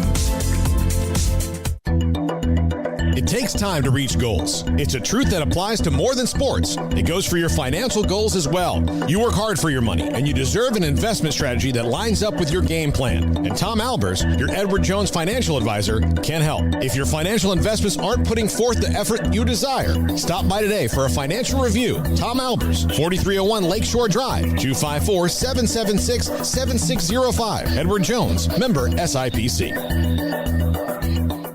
With so many companies and policies out there, it gets so confusing shopping for insurance, and I never know if I'm getting the policy that's right for me. Luckily, I met the team at the Niche Group Insurance Agency. With the Niche Group, you can go to one company and get access to coverage options from many insurance carriers, and you get to speak to a real person about your specific coverage needs. With the Niche Group, I know I'm getting the right coverage at the right price. If you need insurance, talk to the experts at the Niche Group at 1-800-258-8302.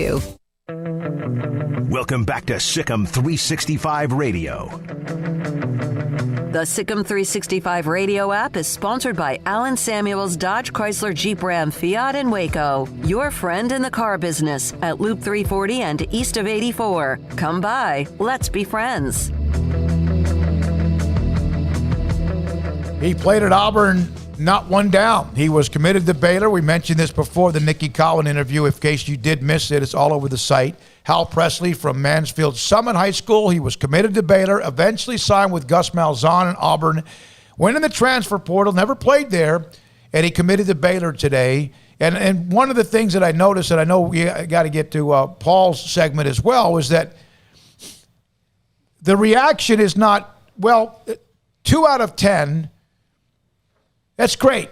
Welcome to Baylor. This is where you should have been in the first place. Okay, in a very positive way.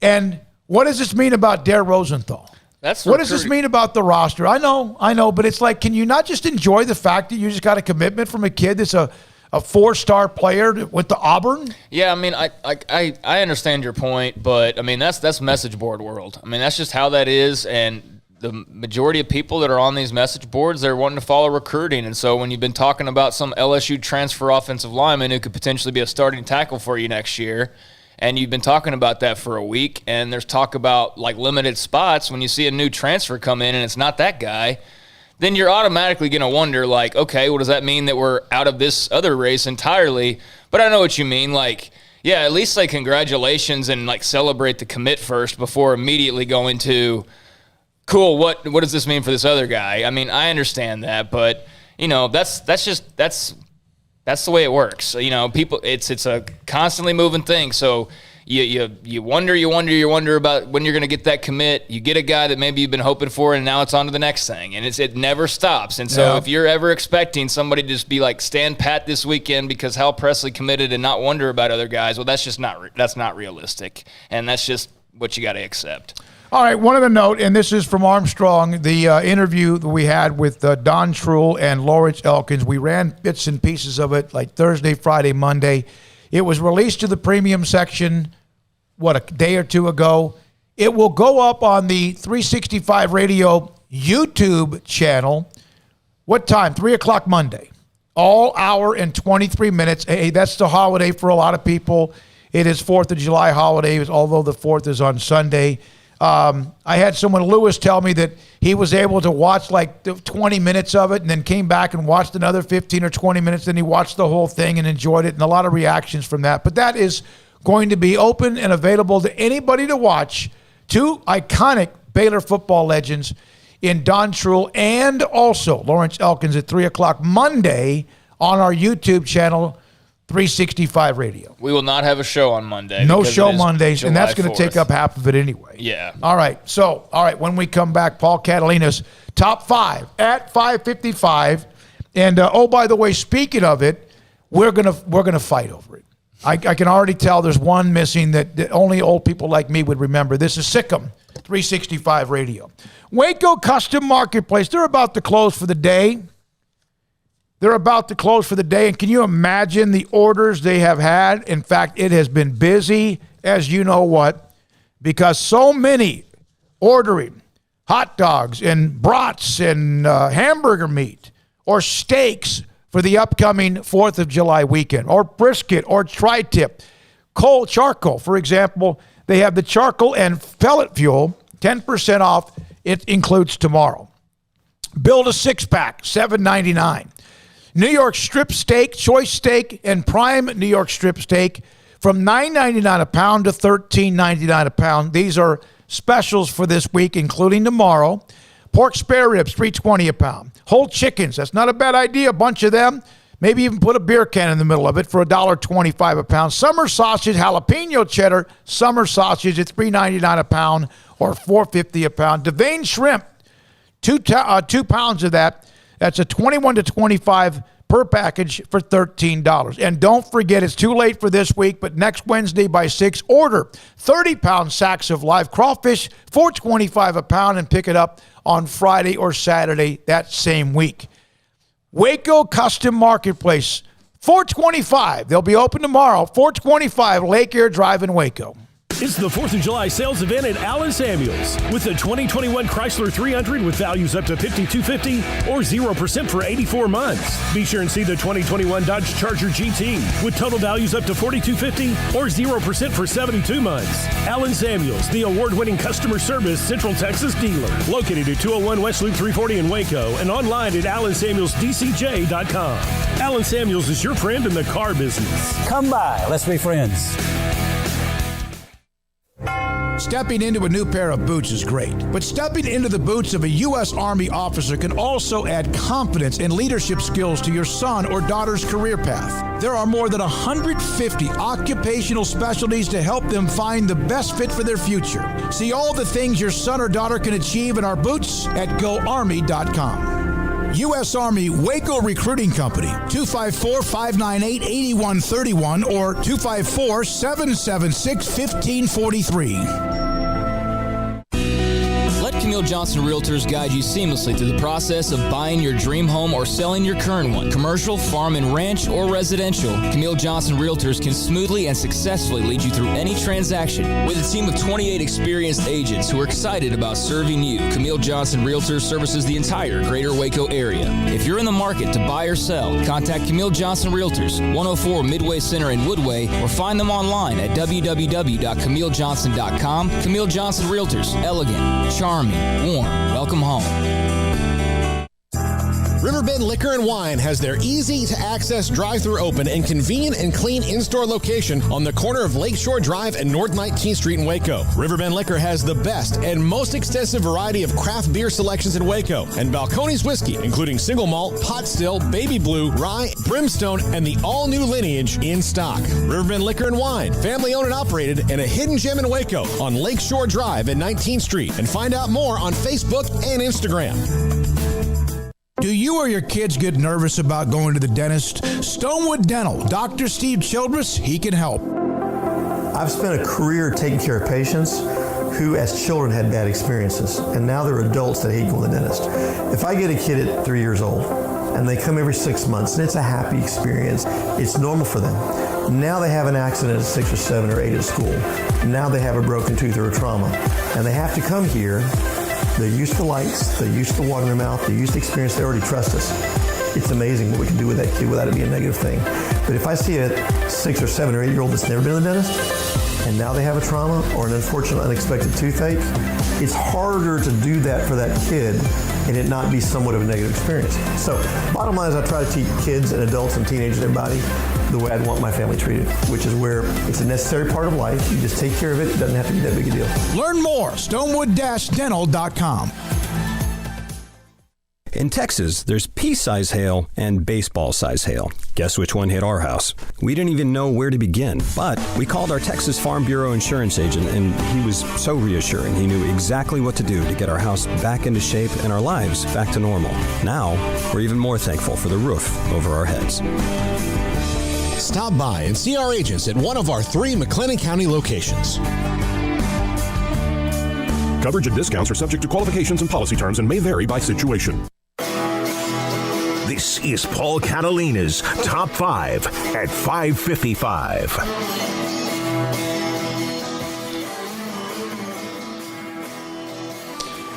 Welcome back to SicEm365 Radio, the Top 5 at 555, brought to you by Slapsticks Comedy Club. Get your tickets now, July 10th. I'll be hosting a stand-up lineup at Slapsticks, plus doing improv at the 7 o'clock show and doing stand-up at 9. So come out and see us at Slapsticks on July 10th. Opens up in earnest on July 9th, so they've got a show there. If you can't get tickets for the July 10th show, get the July 9th. But opening up in a week's time at Slapsticks Comedy Club. All right, top 5 most patriotic sports moments, and this is gonna start a debate. I didn't realize it was. These are all 5 very patriotic moments, but apparently the order has got people's red, white, and blue boxers in a twist. So, we're fighting. Number 5, Mary Lou Retton beats the Soviets in 1984 to reclaim the gymnastics team title and prove that you didn't have to be a Soviet-trained gymnast to win gold, and we stuck it to the Ruskies. Yeah, and East Germans, and their super juices they were taking back then. Yeah. And figure skating was like that too for a while, right? Yeah. She was somebody who at the Super Bowl was like the sweetest person I've ever met. Yeah, like you see her on the commercial, and you're like, like, I wonder how she really is. And then you see her in person, she's the exact same way. And her daughter was at Baylor. Acrobatics and tumbling at Baylor. Yeah, there we go. Yeah. So Baylor, I believe so she was in Nadia Houston. Comaneci. No, not her. Yeah. All right. Number 4, the Miracle on Ice. 4? At 4. Armstrong's pissed. Yeah, at 4. We got a couple of people in the gallery who are not happy with this ranking. Yeah. Number 4, the Miracle on Ice. See, I didn't experience this firsthand. Neither did most people in this room. Yeah. But Did you? No, I was in the womb. Yeah. So you could speak to like how impactful this was. No, that was stunning, and it was a moment that was shocking. And what was tough about it is that, it was a semifinal game. Yeah. But it was played because of what they would do is then come back and play it later on because they don't want to play at 10 o'clock in the morning for the ratings. That's probably among the top 5 greatest upsets in sports history that I can remember. And top 5. If not top 1 or 2. And top 5 sports calls with the Miracle call. So I kind of grouped these a little bit. Let's back-to-back Cold War, okay?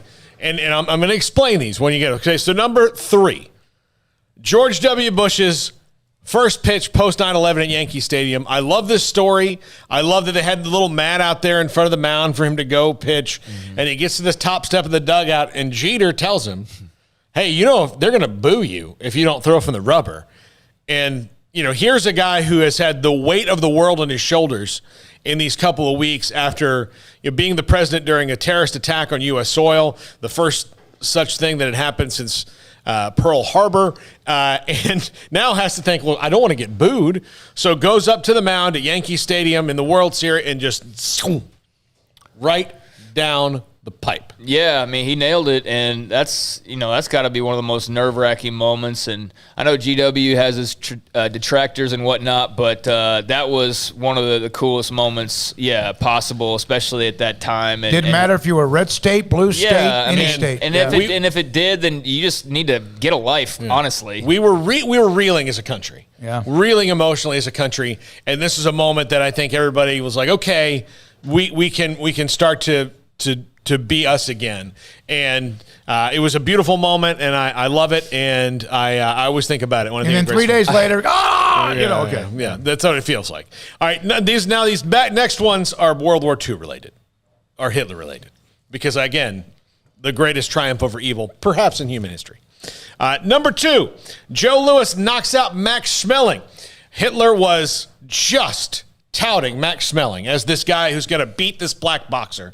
He's going to beat him, and he's going to bring glory to Germany. Now, Max Schmeling, unfairly in this, who was, I guess, a Nazi, because there were a lot of people who were Nazis. Now, Max Schmeling, it's very debated later on in his life. I don't want to be one of these people who reigns on Max Schmeling. He was kind of just living his life and doing what he was doing. He also lost to Jim Braddock, and he lost to other people when he was the heavyweight title. But Joe Louis beat Max Schmeling so badly that Schmeling, in less than a round, got 2 punches away. 2. And Joe Louis beat him to a bloody stump in a round. Well, the first time they fought, it was a knockdown, drag-out, 12 rounds. Yeah, the next time it was less than a round. Yeah. He crushed him. Yeah. All right, and number 1, which I believe is... I do have one note on that because I've read about this before. I think there's been movies about it. Those 2 guys ended up being really good friends after the fights, and well into their later years. Max Schmeling and Joe Louis were Max tight. Schmeling actually helped out Joe Louis financially when the U.S. government unleashed a siege on him, which, I mean, yes, he didn't pay his taxes, but what they did to him was completely unfair. I think that other than Ali, and this is in the argument about greatest heavyweight fighters of all time, that Louis would have been in that conversation. Oh, absolutely. Okay. All right. All right. And number 1, Jesse Owens wins in Berlin in 1936. This might be my favorite sports moment of all time.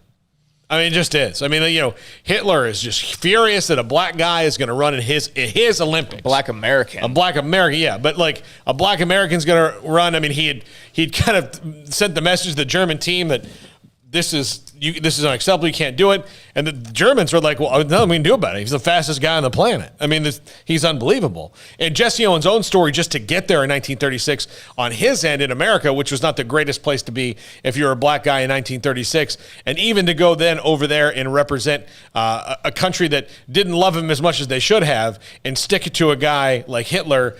My favorite thing in world history, it's one of the greatest things. Okay, it is, but you. I got some comments on that. Hitler apparently snubbed one of the other black athletes, ended up not congratulating anybody because, in part, he didn't want to congratulate any of the black American athletes. And so it's either you do it for everybody or you don't do it at all. And so apparently, basically, he just didn't do it at all. And he did snub intentionally one of the other black American athletes. But yeah, and that was Rayford Johnson. No, it was actually Cornelius Johnson. Yeah, that was who he snubbed. But yeah, and that was in their home. Like, they were hosting the games, which made it even just so much more amplified. The whole thing. All right, you're good, and you could always argue the order. Yeah. But this one here it has to get an honorable mention, if not in the top 5. 1968 Summer Olympic Games, a guy named George Foreman just won a heavyweight championship. And I will always remember him walking around the ring with that little American flag. Yeah, I thought about this one. This is up there, yeah. You did not. I did. And that's the guy that beat my favorite athlete maybe of all time, in Joe Frazier, but that look how cut up he was. Oh God, yeah. So I have a lot in mind. I think of like Michael Phelps a couple Olympics back, and like that doesn't rank up there. I think of Michael Johnson, think of USA Gymnastics, all these things, but one that was immediately on my mind when I thought of this, but it's sports related and yet not sports. But Whitney Houston's national anthem before the Super Bowl was one of the most patriotic moments, I think, in the country's history, because I think everybody was kind of on board together at that point in time. Now we've got so much more information and so many more voices and things, but it was a lot simpler back then, and everybody was pretty much on board with Team America, and we were in a war, and it was bad, and here she came, and she belted out our beautiful national anthem. Maybe better than anyone's ever sung. Yeah, and that was definitely a moment that I remember too, but all these are fantastic. Unbelievable. Good list, Paul. Thank you very much. Paul's top 5 at 5:55. We appreciate Emma, Jack, and also Hayden being a part of it today. Thanks to Addie Baggarly, new golfer at Baylor from Florida, had transferred Chad Jackson and Jovan Overshawn, Baylor Athletics, Grayson Grundhoefer, Didi Richards, and the replay of Nikki Collen. I just want to say God bless the USA. I'm very proud to be an American, faults and all. And Hal Presley, if you want to talk about the new Baylor transfer wide receiver, then go on over to the premium section. There's lots of discussion over there. For Paul Catalina, for Craig Smoak, thank you for watching. We'll be back on Tuesday, but we'll have Don Truhl and Lawrence Elkins at 3 o'clock on Monday for you to watch in its entirety or as you want on our YouTube channel, 365 Radio. I'm David Smoak. You're right. God bless America no matter what. Good night. Have a great weekend and be safe.